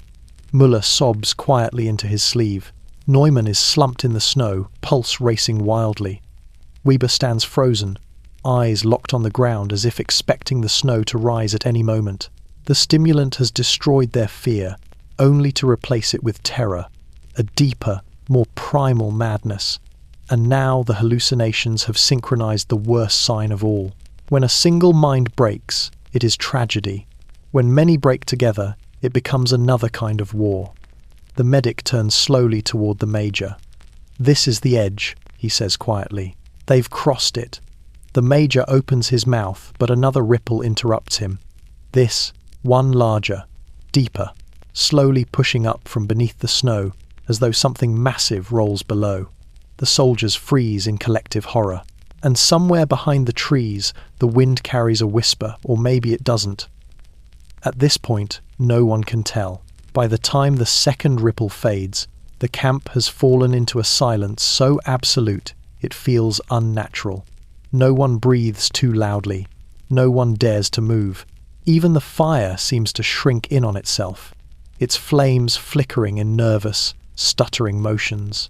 Snow continues to fall in slow, drifting spirals, soft, gentle, indifferent. But beneath that softness lies something far more sinister. A collective mind unraveling at the same pace. The soldiers gather near the fire, like frightened animals, shoulders touching, eyes darting. They stare at the snow as though expecting it to rise again, to swell, to swallow. Only Schneider whispers, "It's waiting." No one tells him he's wrong. The lieutenant stands stiffly, pistol still raised toward the ground, arm trembling with exhaustion. His breathing is shallow, his eyes wide, blinking too infrequently. Sweat beads at his brow, despite the freezing air. The medic approaches him cautiously. "Sir," he whispers. You need to lower the weapon. The lieutenant does not respond. Sir, the medic repeats, stepping closer. You're scaring the men. The lieutenant finally speaks, voice barely recognizably human, thin, strained, frayed at the edges. If I lower it, he says, I'll lose control. The medic's chest tightens. He knows what that means. He's heard it in the quivering voices of the men for days. Control has become their last barrier between sanity and the abyss. We're hallucinating, the medic says gently. All of us. You know that. The lieutenant licks dry lips. Do we? His eyes shift toward the tree line again. Because when the snow moved, you didn't deny it. The medic freezes. No, he whispers. I didn't. The lieutenant lowers the pistol slowly, the metal scraping softly against his glove. He turns to the medic, eyes glistening. I'm losing them, he says, and myself. Across the camp, the major paces back and forth, muttering, orders that make less sense with each passing minute. We hold the line. No, no. We press east. The breakthrough is close. Berlin expects results. Expectations. Expectations. His breath comes too fast. His eyes flicker constantly, as if shadows tug at the corners of his vision. At one point, he stops abruptly and stares at the ground beneath his boots. Then he whispers to himself, I heard it too. He looks up at the medic with sudden fury. Don't you say a word, he snarls. Not one word. But the medic only sees fear there, the kind of fear that comes only when a man realizes he is not above the madness. He is inside it. Then it begins, the staring. One soldier stops blinking, then another, then another. Soon, half the camp sits motionless, eyes wide, unblinking, reflecting the dim glow of the fire. Their faces appear gaunt, hollow, stretched too thin. Their pupils swallow the irises, turning their gazes into dark mirrors. The medic approaches Muller and snaps a finger near his face. No reaction. Muller, he says urgently. Blink. Nothing. He places a hand on Muller's cheek, feeling the fever beneath the cold skin. Blink, he repeats, louder now. Muller blinks once slow, mechanical, then his eyes widen again, fixed and frozen. They are entering catatonia, the brain's last, desperate defense against collapse. Lieutenant, he calls out, we need to stop. We need to... A scream cuts through the camp. Every head jerks upward. It's Weber. He stands alone at the far edge of the clearing, staring at the tree line. His body trembles violently, his breath fogging in frantic bursts. They're standing there, Weber whispers. Right there. There's nothing there, the medic shouts. Weber shakes his head wildly. No, no, I see them. Tall, thin, watching us. The lieutenant's voice breaks. Weber, stand down. Weber doesn't move. He lifts his rifle, points it at the forest. The major shouts, Private, do not fire. But Weber's voice is hollow, detached. They want us to follow. He pulls the trigger. The shot splits the night, echoing violently across the valley. Snow bursts from a distant branch. Birds scatter into the dark sky. But the forest does not move. Not a ripple, not a whisper, not a single answer. Weber lowers the rifle slowly, then drops to his knees. They didn't flinch, he whispers, because they're not alive. The medic kneels beside him. Weber, listen to me. But Weber turns toward him, tears streaking down his frostbitten cheeks. They're inside us now. The wind rises sharply, sweeping through the trees, carrying with it a sound, not a whisper, not quite. More like breath caught in branches, more like the sound a mind makes when it breaks. The lieutenant kneels in the snow, dropping his pistol. The major grips his temples, staggering. The medic closes his eyes, knowing the worst truth of all. They are not afraid of what the snow is doing. They are afraid of what their minds are becoming. Tonight, no one sleeps. No one speaks. No one blinks. It is the night when silence becomes the enemy, and their own minds begin answering back. Morning doesn't come gently. It arrives like a blade, thin, sharp, cutting through the darkness without offering warmth. A pale, colourless light spreads across the clearing. revealing the frozen shapes of soldiers who haven't moved in hours. Some sit upright, staring blindly. Others kneel in the snow, arms wrapped around themselves as if bracing against something only they can feel. No one slept, no one blinked, and no one remembers the moment night ended. The lieutenant is the first to stir from his rigid crouch beside the fire. His joints crack as he rises. Frost clings to his eyelashes like tiny crystals. He wipes them away with a slow, trembling motion, his breath unsteady. The medic stands a few paces away, exhausted, hollow-eyed, watching him. "We need shelter," the medic says softly, voice rasping from the cold and the night's terror. "A real shelter. Walls, heat.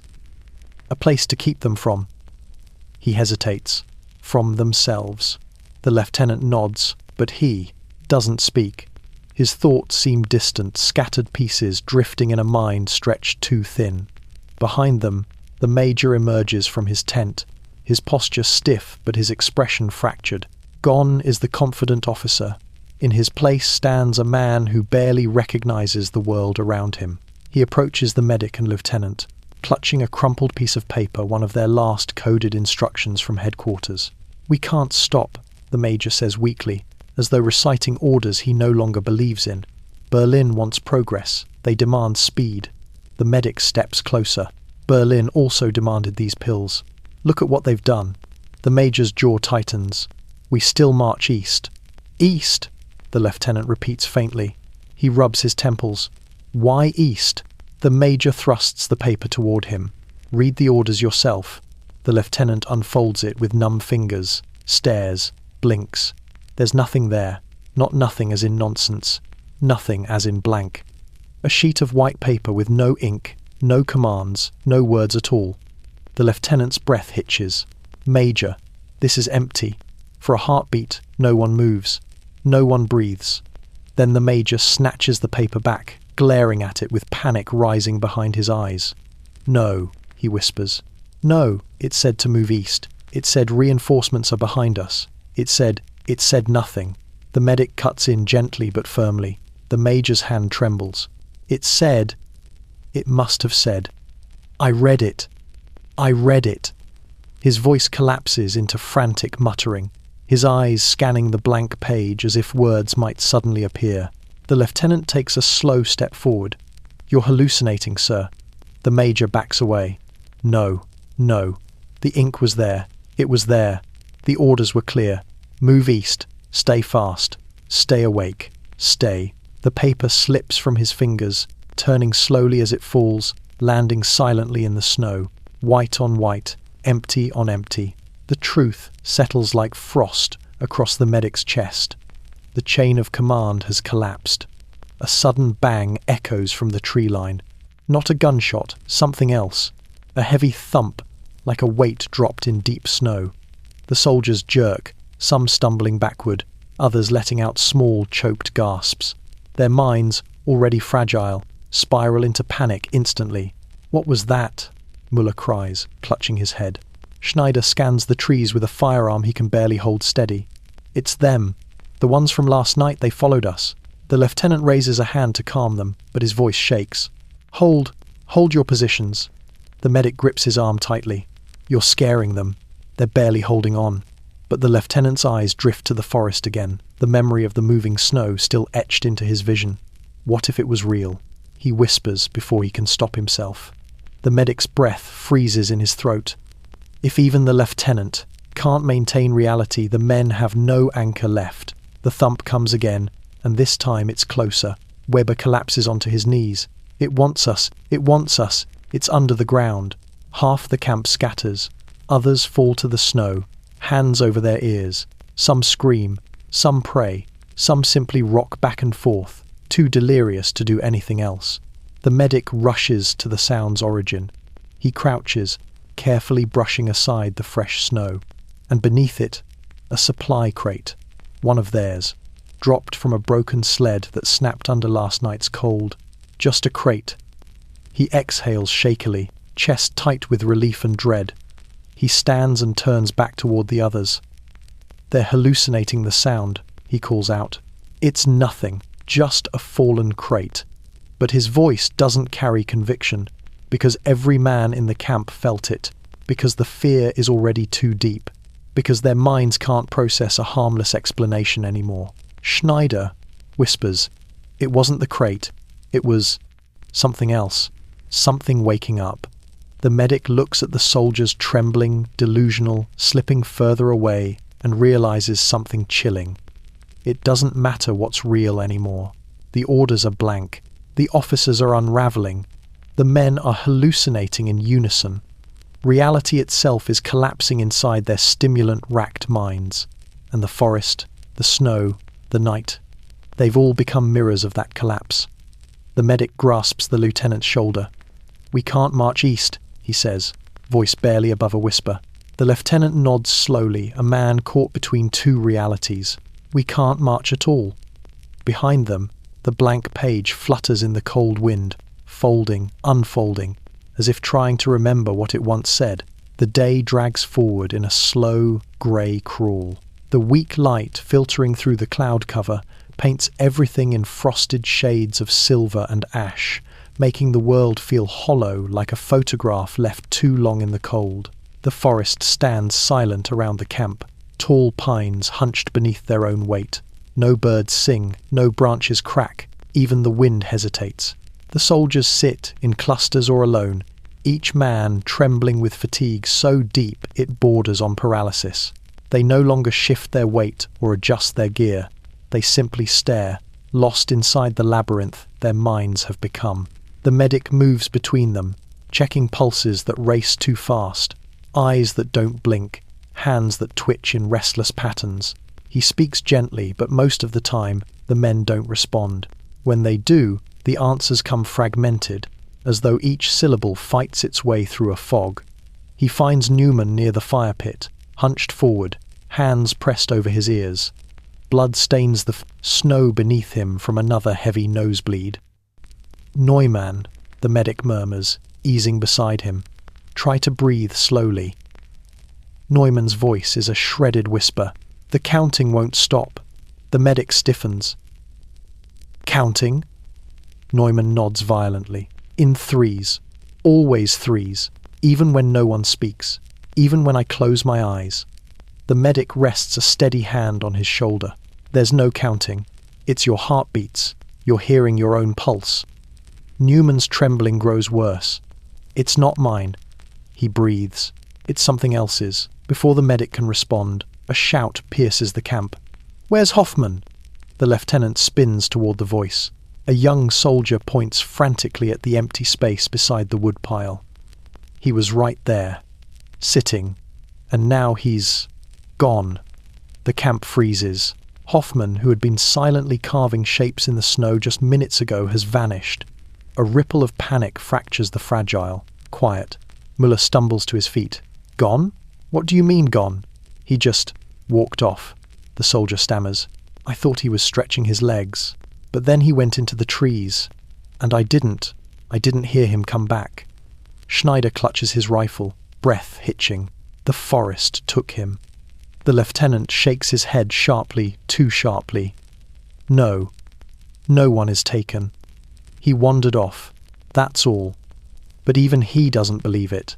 The major strides forward, masking his fear with anger. "We find him. Immediately. The longer we wait, the further he'll go." The medic steps between them. "Absolutely not. Not in this state. Not after last night.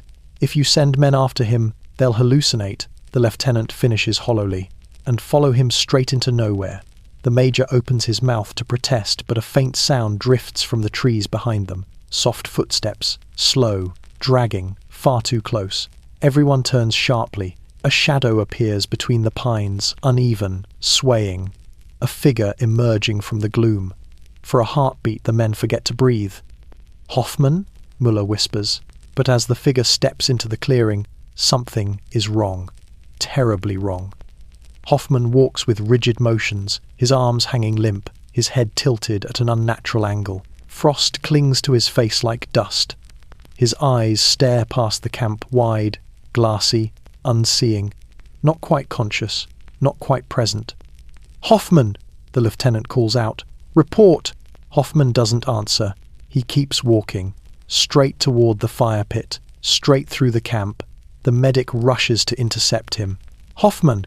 Can you hear me? Stop, you need to stop! But Hoffman shoves past him with surprising force. His breath hisses in sharp bursts. His lips move silently, forming words the medic cannot hear. Hoffman! Schneider shouts, voice cracking. Stop! The soldier suddenly freezes. Every man holds his breath. Hoffman's head twitches once, twice, then slowly, unnervingly, he turns toward the sound of Schneider's voice and whispers, "They called me." A chill slides down every spine. The medic steps closer, heart hammering. Who called you? Hoffman's gaze shifts toward the forest. The ones under the snow. Silence, cold, crushing. The lieutenant's voice trembles. What did you see in the trees? Hoffman swallows, throat clicking dryly. I didn't see anything. Then, after a long, fragile pause, but they saw me. The medic feels his stomach twist violently. Hoffman's pupils are blown wide, his breathing erratic, his pulse racing beneath his skin. He is in the final stage of stimulant-induced psychosis, the point of no return. The major snaps. This is nonsense. Pull yourself together, man. Hoffman's face contorts suddenly with terror.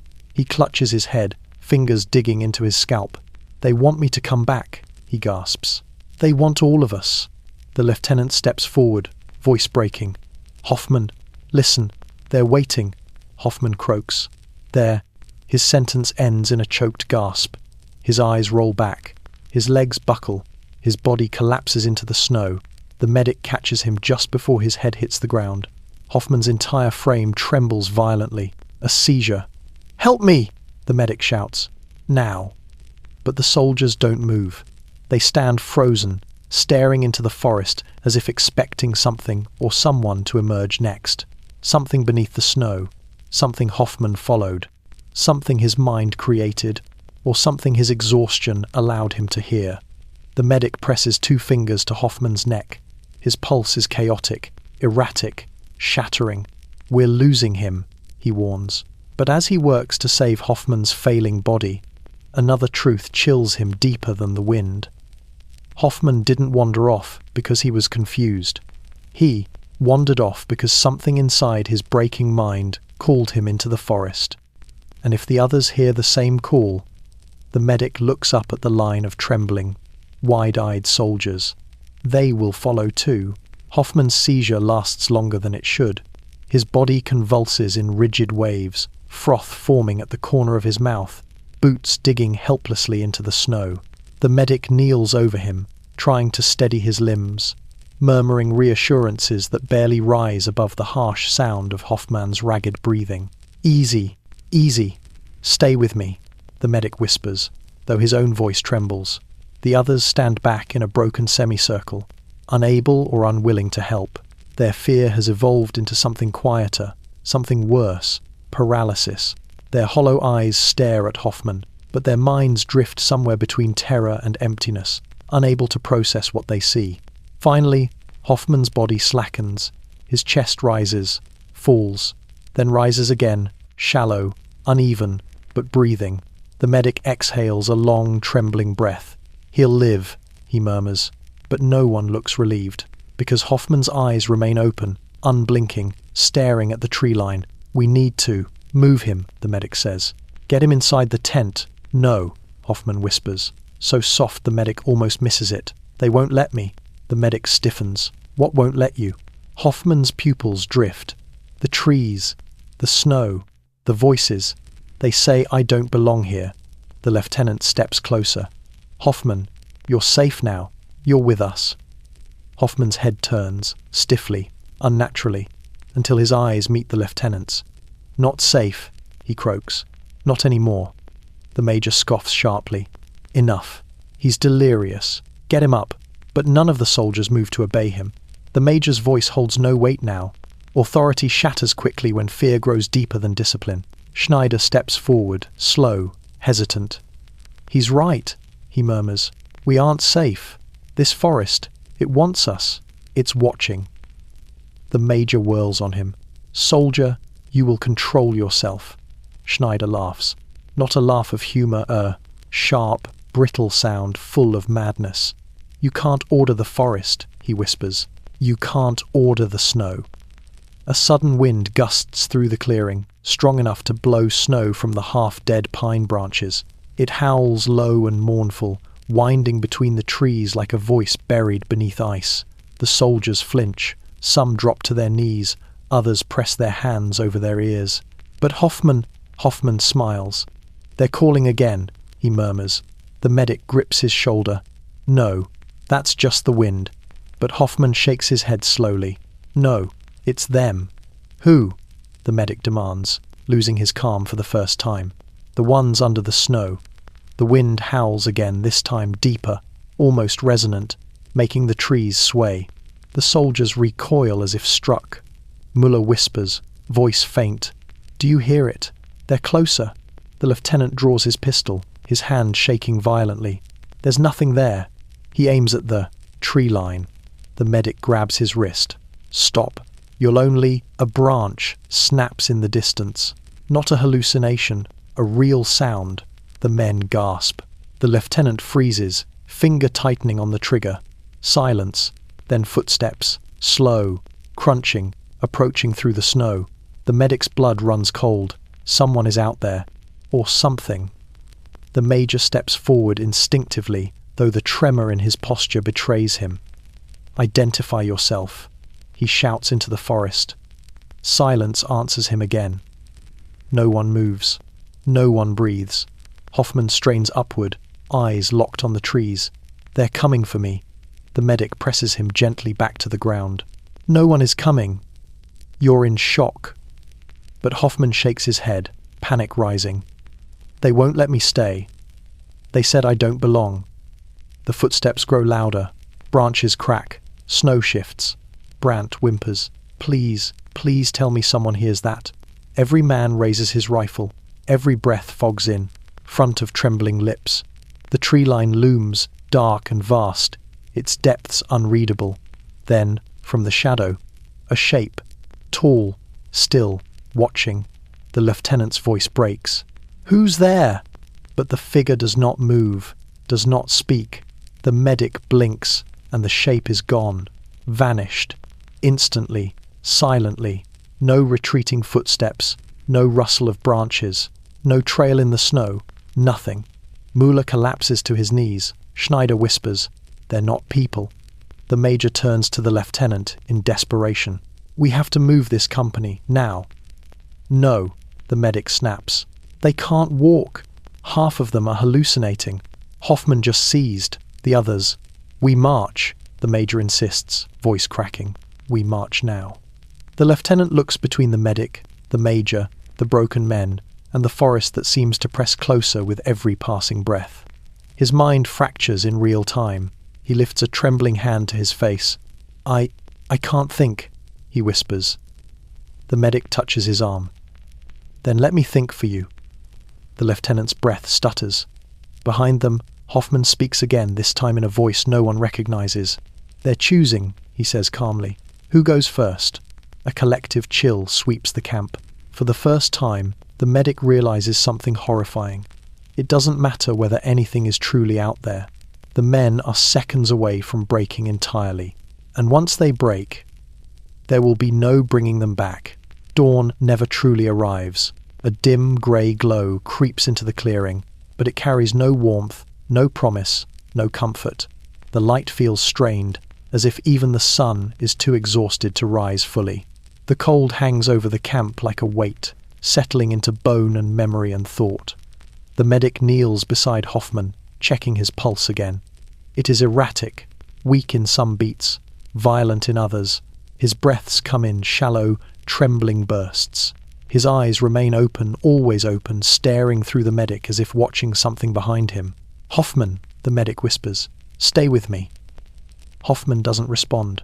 Behind them, the soldiers whisper in fractured murmurs, forming and dissolving in unpredictable waves. Some seem to speak to each other, but the medic quickly realizes none of them are answering one another. They are having conversations inside their heads, conversations with people who are not there, conversations with voices. Muller paces in small circles. muttering. They're choosing. Not me, not me. His breath shakes with every step. Schneider stands rigid, gripping his rifle so tightly his knuckles have turned bloodless. He stares into the forest with an expression that flickers between terror and awe. The major storms through the center of the camp, boots crunching in the snow.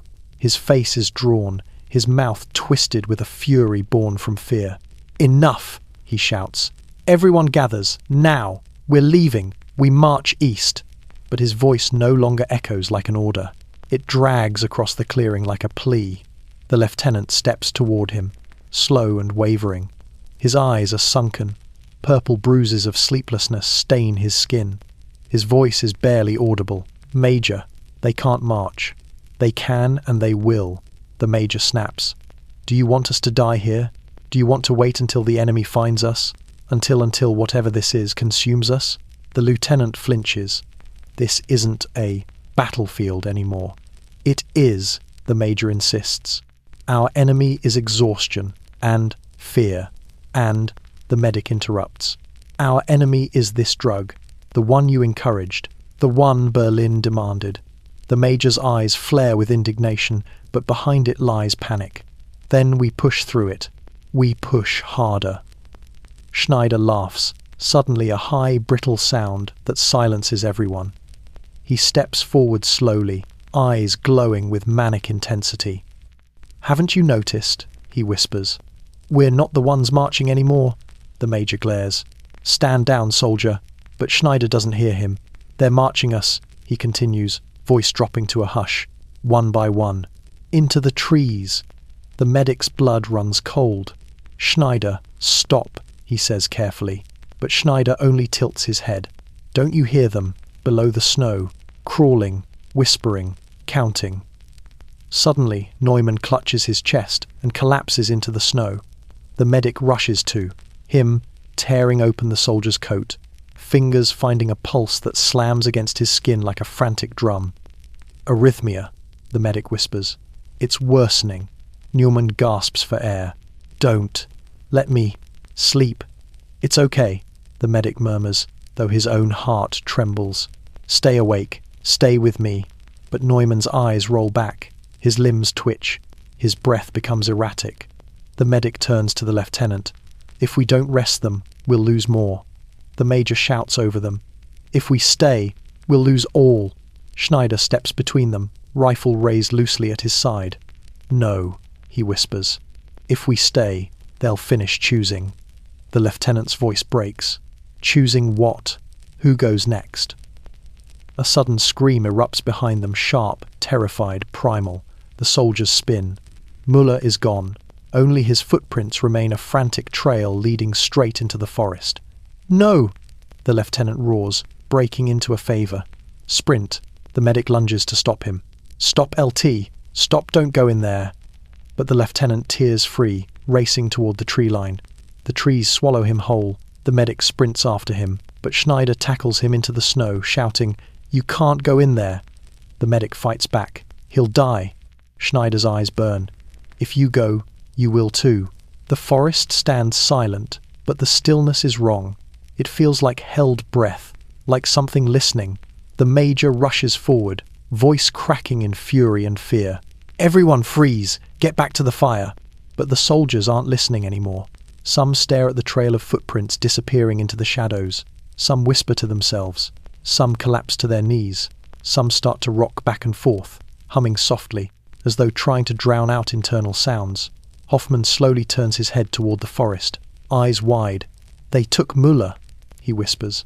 "And they're not done." The medic kneels, breath ragged, snow clinging to his coat. The breaking point has arrived. Not for one man, not for a handful, for the entire company. And the medic realizes with a terror deeper than anything he has felt, yet that the forest is not pulling them in. Their minds are pulling themselves there, one by one, into the snow, into the trees, into the dark. And the day is far from over. The forest stands before them like a wall dense, silent, indifferent, yet filled with a pressure so heavy it feels alive. The trees lean inward as if guarding secrets older than war, older than fear. Snow hangs from every branch, unmoving even in the faint breeze. The whole world holds its breath. Müller is gone. The lieutenant has vanished after him, and now the soldiers hover at the edge of the clearing, staring into the shadows where both men disappeared, as if expecting the darkness itself to return them. No one moves, not because they don't want to, but because something deep inside every man has frozen. The medic rises slowly from where Schneider knocked him into the snow. His breath trembles out in sharp bursts. His gloves shake as he brushes frost from his coat. "We cannot lose anyone else," he says quietly, but his voice carries no authority anymore. It is just sound, lost in the cold.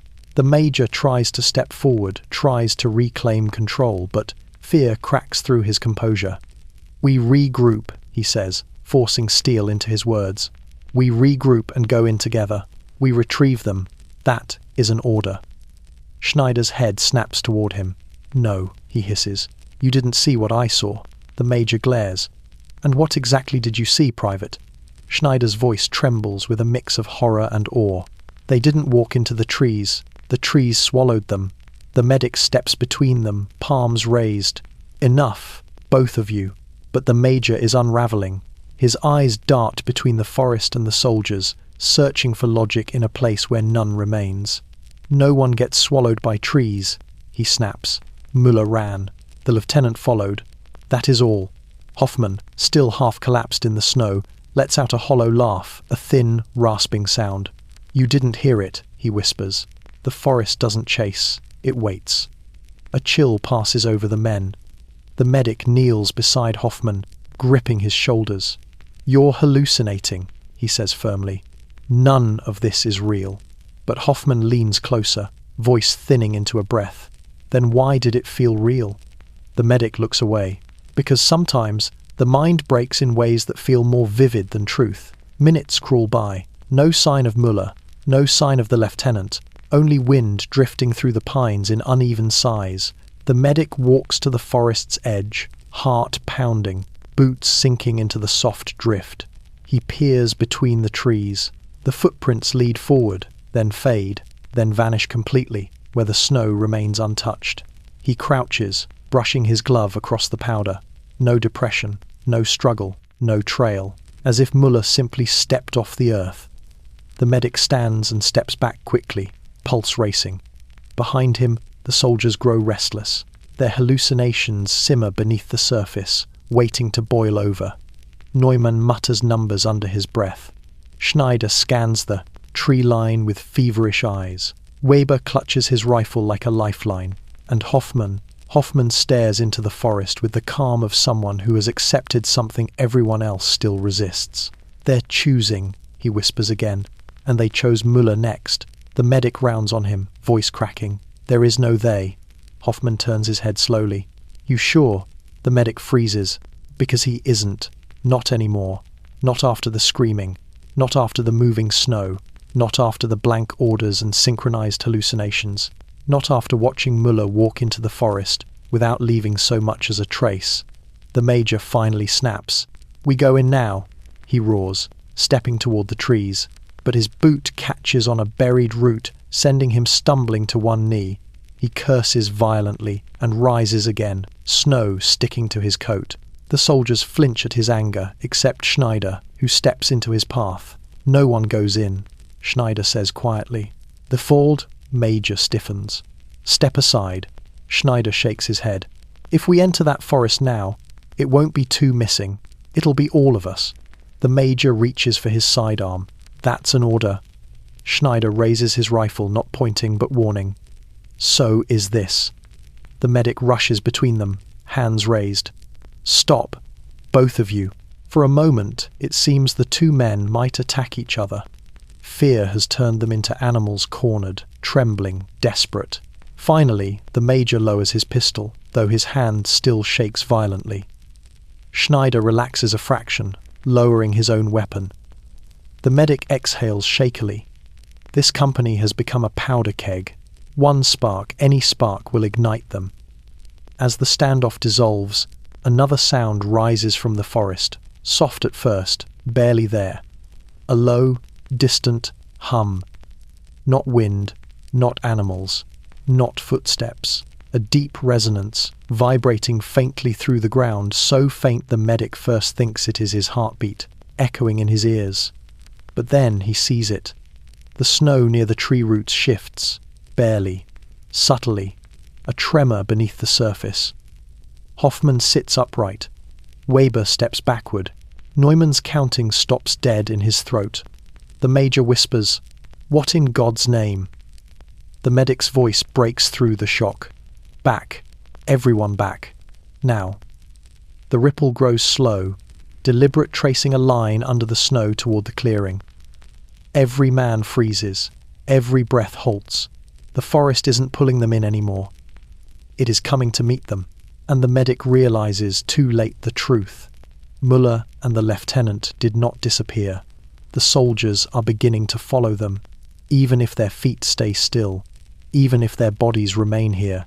Their minds are already walking into the trees, and the forest is waiting to welcome the rest.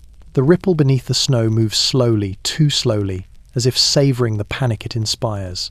A soft shifting, a subtle rise, a tremor that should not exist in frozen ground this solid. The soldiers back away instinctively, boots crunching in uneven rhythm, breath misting in frantic clouds. Their fear has changed shape. It is no longer the sharp, frantic terror of battle. It is the hollow, creeping dread of men who have begun to doubt their own senses. The medic stands at the front of the group, arms slightly raised, not in defense, but in a quiet attempt to hold the unraveling together. His heart pounds hard enough to blur his vision, yet he forces himself to stay still. He watches the snow. He listens to the forest. He waits. The ripple stops. Silence spreads outward like frost across glass. Then a soft crack, a gentle settling sound, like something beneath the snow, exhaling. "We need to leave," Weber whispers, voice shaking. "Leave how?" Neumann croaks, clutching his chest. "Where? Into the trees? Onto the road? Into the snow? There's nowhere left." Hoffman, still half lying in the drift, stares at the trembling ground with eerie calm. "They're choosing another," he murmurs. The medic spins toward him. "Stop saying that." Hoffman blinks slowly. "Then why did it stop in front of us?" The medic's breath catches. Because he has no answer. Because deep down, beneath training and logic, something primal whispers that Hoffman isn't wrong. Schneider steps forward, rifle low but ready. His teeth chatter in a violent staccato he can't control. "It wants someone," he mutters. "Or something. Maybe it smells the weakness. The ones who are closest to breaking." The major snaps. "Enough of this!"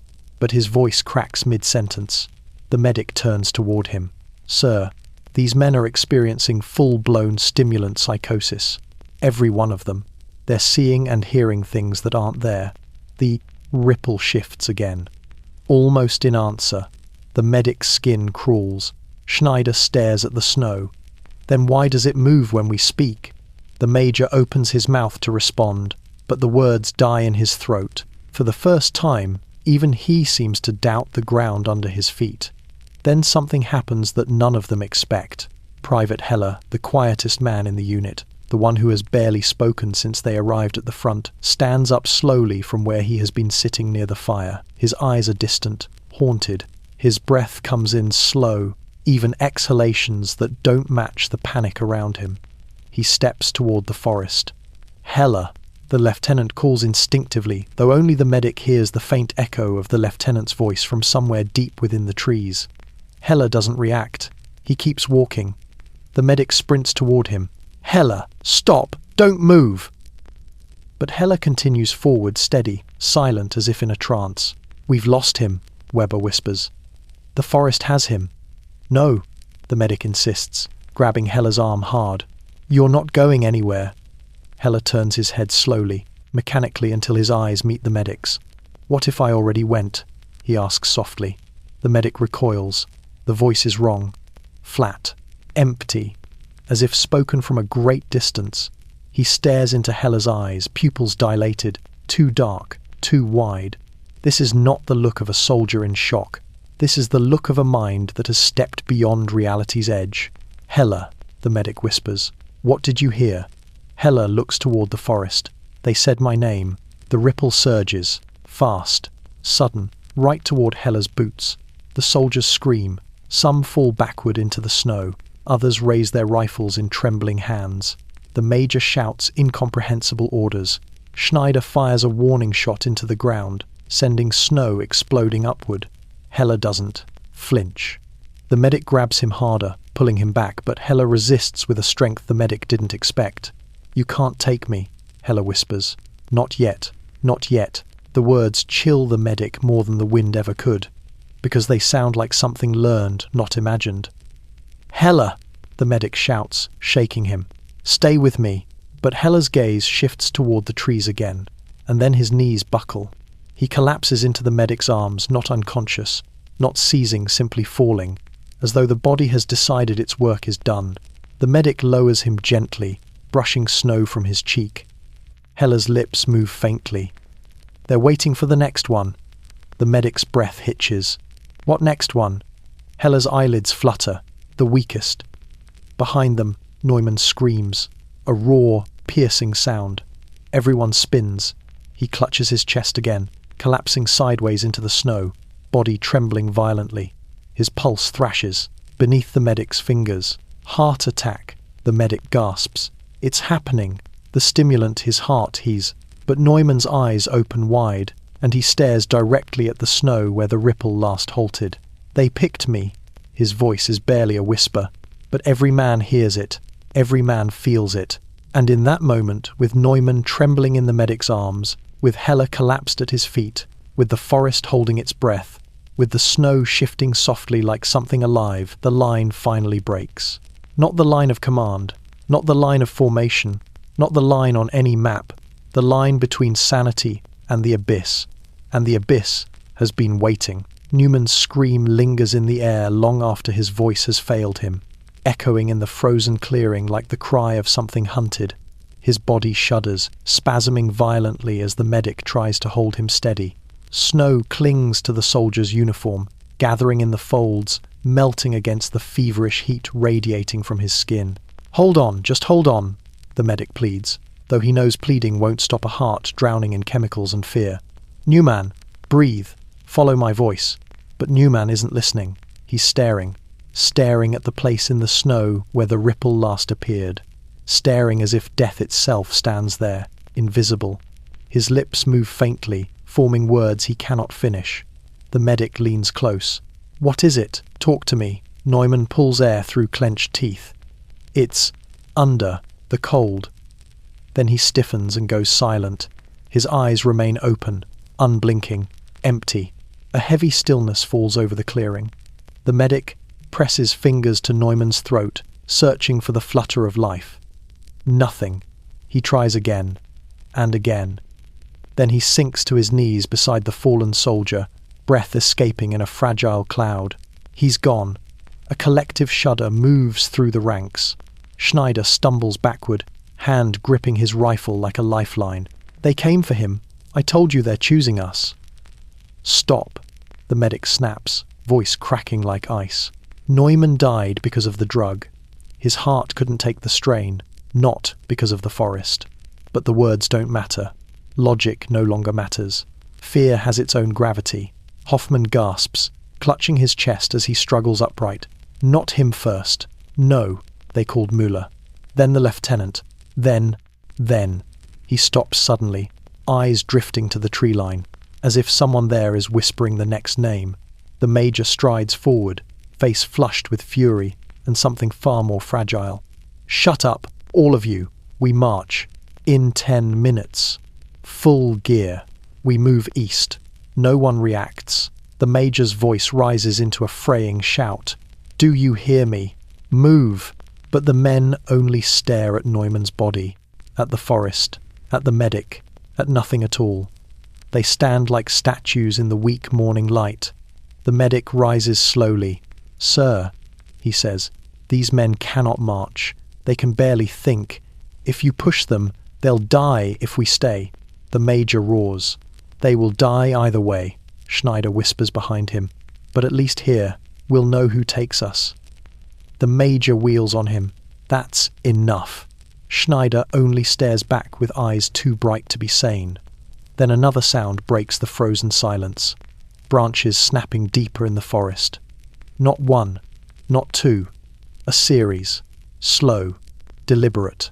The medic's breath halts. The soldiers freeze in synchrony. Something is moving in the trees. Not the ripple. Not the wind. Not an animal. Something heavier. The major stiffens. Formation! Now! But the men do not move. They can't. Every muscle in their bodies locks in place as they stare at the shadowed tree line. The medic's heart slams painfully against his ribs. He knows this feeling, this paralysis. It is the body bracing for something it cannot understand. A dark shape appears between the trees. Tall, still, half hidden in shadow. "Lieutenant?" Weber whispers hoarsely. "Is that?" The medic steps forward instinctively, eyes straining through the dim haze. The shape shifts one small, subtle movement. The soldiers inhale sharply. Weapons rise shakily. But the medic's stomach drops.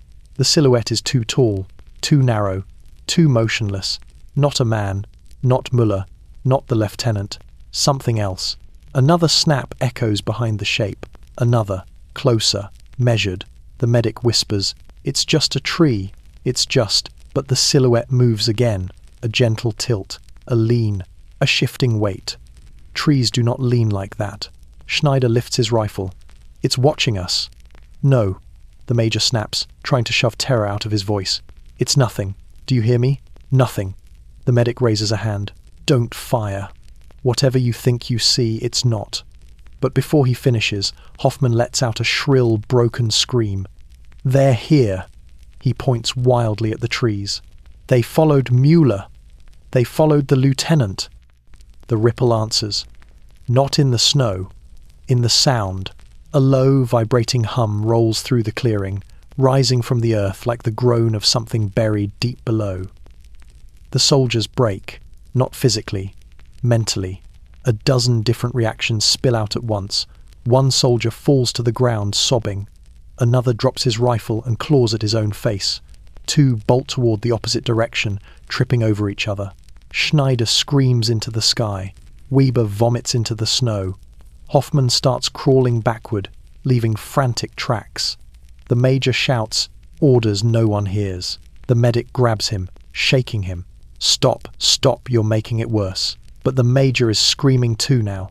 All discipline collapses. All structure dissolves. Fear becomes a stampede inside their skulls. And the shape in the trees steps back, quietly vanishing between the trunks, as if retreating, as if waiting. The medic watches it disappear, pulse hammering, and with a horror deeper than anything he has felt, he understands. There is nothing in the trees. There never was. They are watching the madness inside themselves take shape. The forest is not hunting them. They are hunting themselves. And the next name, the next mind to shatter, is already stirring. The clearing has become a battlefield without bullets. No lines, no formations, no orders. Only the fractured minds of exhausted men collapsing under the weight of fear and stimulants. The air tastes metallic. Every breath feels sharp, as though the cold itself has grown teeth. Neumann lies still in the snow. His open eyes reflect the sky, pale, empty, merciless. The soldiers cannot look at him for long, nor can they look at the forest. So they look everywhere else at their hands, their boots, each other searching for something solid to anchor themselves to. But nothing feels real. The edges of the world blur. The forest breathes. The snow listens. The air hums with the ghost of a ripple. The medic kneels beside Neumann's body, staring down at the lifeless soldier whose heart gave out from fear more than anything else. He closes Neumann's eyes gently. "We can't lose anyone else," he whispers, though he knows it's a lie. They are losing each other by the pious hour, by the minute, by the breath. Behind him, chaos simmers. Not loud chaos, quiet chaos. Murmurs, whimpers, soft, frantic breaths. Men rubbing their temples as if trying to hold their skulls together. Weber kneels in the snow, repeatedly tracing a series of lines with numb fingers. Over and over, the same motion, the same direction. His lips move with silent calculation. Schneider stands completely still, eyes locked on the tree line, hands trembling violently around his rifle. "It'll take another one," he whispers. "It always takes one, then another. It won't stop." Hoffman lies curled on his side, whispering to someone no one else can see.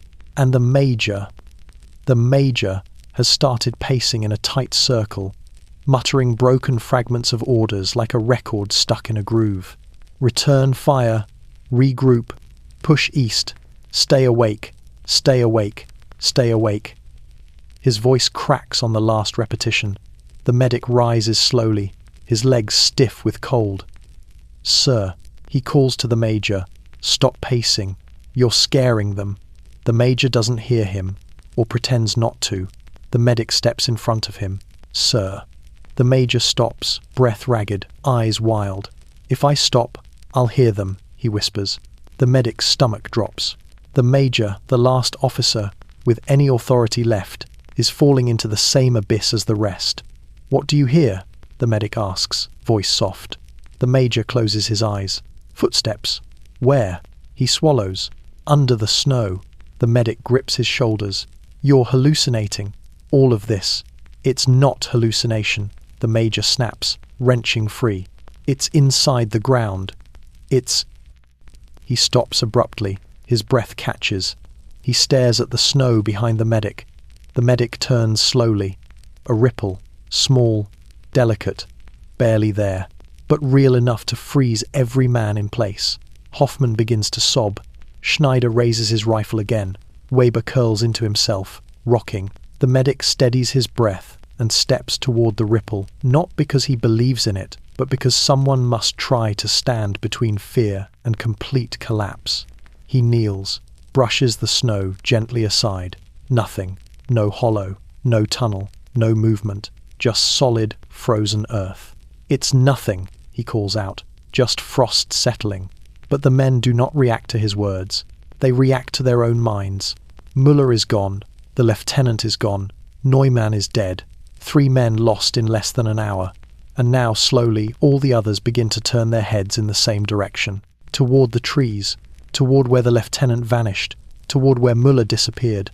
As if hearing a distant voice. As if recognizing a silent command. The medic's heart pounds harder. Something is happening. Not in the forest, in the men. Their gazes shift in unison, slow, fluid, unnatural. Schneider whispers, "They want us." Weber murmurs, "I hear them calling." Hoffman lifts his head, eyes wide, breath trembling. "They're saying my name again." The Major backs away, stumbling. No. We march east. We march east now." But not a single soldier turns toward the road. Every head remains pointed toward the forest. The medic swallows hard. "Everyone look at me," he says, raising his voice. "Not at the trees." No one looks at him. No one blinks. Their bodies remain still. But their minds are drifting forward, toward the shadowed woods, toward the freezing silence, toward whatever they believe is waiting. For the first time, the medic feels something he has tried to fight since this nightmare began. A flicker of belief. What if in their madness they are hearing something real? He shakes his head violently. No. It's the drug, the exhaustion, the cold, the fear. But as he turns toward the trees again, something sharp pierces his thoughts. All of them heard the same call. All of them turned at the same moment. All of them reacted to something no one spoke aloud. A synchronized hallucination is the final stage before collapse. The medic's breath trembles. This is not the forest calling them. It's their minds giving up. One by one. The last coherent thought in every soldier is slipping away. And the medic knows when the next mind breaks, the rest will follow. The forest looms over the clearing like a vast, indifferent judge. The sky has dulled to a washed-out sheet of grey, and the cold has settled thick and unmoving, as if the world itself has frozen in place. Snow gathers on helmets, coats, rifles. No one brushes it away. No one seems to notice. The soldiers stand in a quiet, unnatural stillness, every gaze fixed on the dark wall of trees. Their bodies remain here, but something inside them has already gone somewhere else. The medic sees it in their eyes. That hollow distance, that unfocused dilation, that eerie calm mixing with terror until neither emotion has shape anymore. Something inside them is slipping, something final. The medic moves from man to man, whispering names softly, trying to pull them back. Weber, look at me. Nothing. Schneider, blink once if you hear me. No reaction. Hoffman, stay with me, please. Only a faint shiver. They do not hear him. They hear the trees. A slow panic rises in the medic's chest. His breath trembles, fogging into the frigid air. He presses a hand to his own skull as though trying to keep his mind tethered inside. The stimulant doesn't spare him the pounding pulse, the sleepless fatigue, the shadows tugging at the edge of vision. He has held himself together longer than most, but the cracks are spreading. Behind him, the Major stumbles backward until he collides with a half-buried log. His breathing is loud, uneven, frantic. This is mutiny, he whispers. This is dereliction. They're ignoring orders. They're ignoring ME. The medic turns sharply. Sir, they're not mutinying. They're breaking. No, the Major protests, shaking his head violently. No, they hear something. I heard it too. In the ground. A hum. A voice. It's not a voice, the medic insists. It's the drug. The hallucinations. Their minds are collapsing. But even as he says it, he isn't sure anymore. The forest feels closer. The air feels heavier. And the snow beneath his boots seems to pulse with faint, rhythmic vibrations that could be imagined or could be real. He squeezes his eyes shut. No, no, no. Stay inside yourself. Stay rational. Stay human. A rustle snaps his attention upward. One of the soldiers, Weber, steps forward. Just one step, then another. Not fast, not frantic. Slow. Drifting, as if pulled by an invisible hand. Weber, the medic calls. Stop. But Weber doesn't stop. He keeps walking. Toward the forest. The medic rushes toward him, boots slipping in the snow. Weber, don't know where you're going? Weber does not answer. Instead, he whispers. I have to go. I hear them calling. Who? The medic demands, grabbing his arm. Weber turns his head. His eyes are wrong, glazed, bright, gone. The ones you don't see. The medic's grip tightens. You're hallucinating. Weber smiles faintly, a fragile, broken smile. What if I'm not? The medic's breath stops, then Weber jerks free. The movement is sudden, violent, unexpected. Before the medic can react, Schneider steps forward as well, jaw clenched, rifle dangling from trembling fingers. He's right, Schneider murmurs. They're calling. The medic feels dread spread through his chest like frost. One man breaking he can handle. Two is dangerous. But if the others, another soldier moves, then another. A slow, collective exhale ripples through the group. They are not marching. They are not running. They are drifting. Forward, into the forest. The medic stands in their path, arms wide. Stop. Listen to me. There is nothing in those trees. Nothing is calling you. The Major screams from behind him. Let them go. This is treason. But the soldiers don't hear the Major's rage. They don't hear the medic's fear. They hear only the imagined whisper, a whisper louder than reason. Weber, the medic pleads, grabbing his coat. If you go in there, you won't come back. Weber leans in, nose almost touching the medic's. No one comes back from where we are. The medic's heart twists. Then everything happens at once. Hoffman stands. Weber steps forward. Schneider lifts his rifle like a lantern. Neumann's dead body lies still in the snow, ignored. And the entire line, the shattered, exhausted, half-mad line begins to move as one. Into the trees, into the cold, into whatever nightmare their minds have constructed. The Major screams, voice raw, "Stop them! Stop them!" But the medic doesn't move. He watches the men he has tried to save disappear between the pines like ghosts returning home. Their shapes flicker between the branches, then fade, then vanish. The forest swallows them without a sound. He staggers backward, chest collapsing inward with a kind of grief too heavy to hold. Then he hears it faint, delicate, drifting under the wind. A whisper. His name. The medic closes his eyes, and he understands the final truth. The war didn't kill them. Meth didn't kill them. Exhaustion didn't kill them. Their minds pushed beyond all human limits, turned the world into a predator. And now, standing alone in the clearing, snow falling like ash around him, he realizes there is no enemy left. The war ended tonight. Inside them, inside him, inside all who heard the whisper.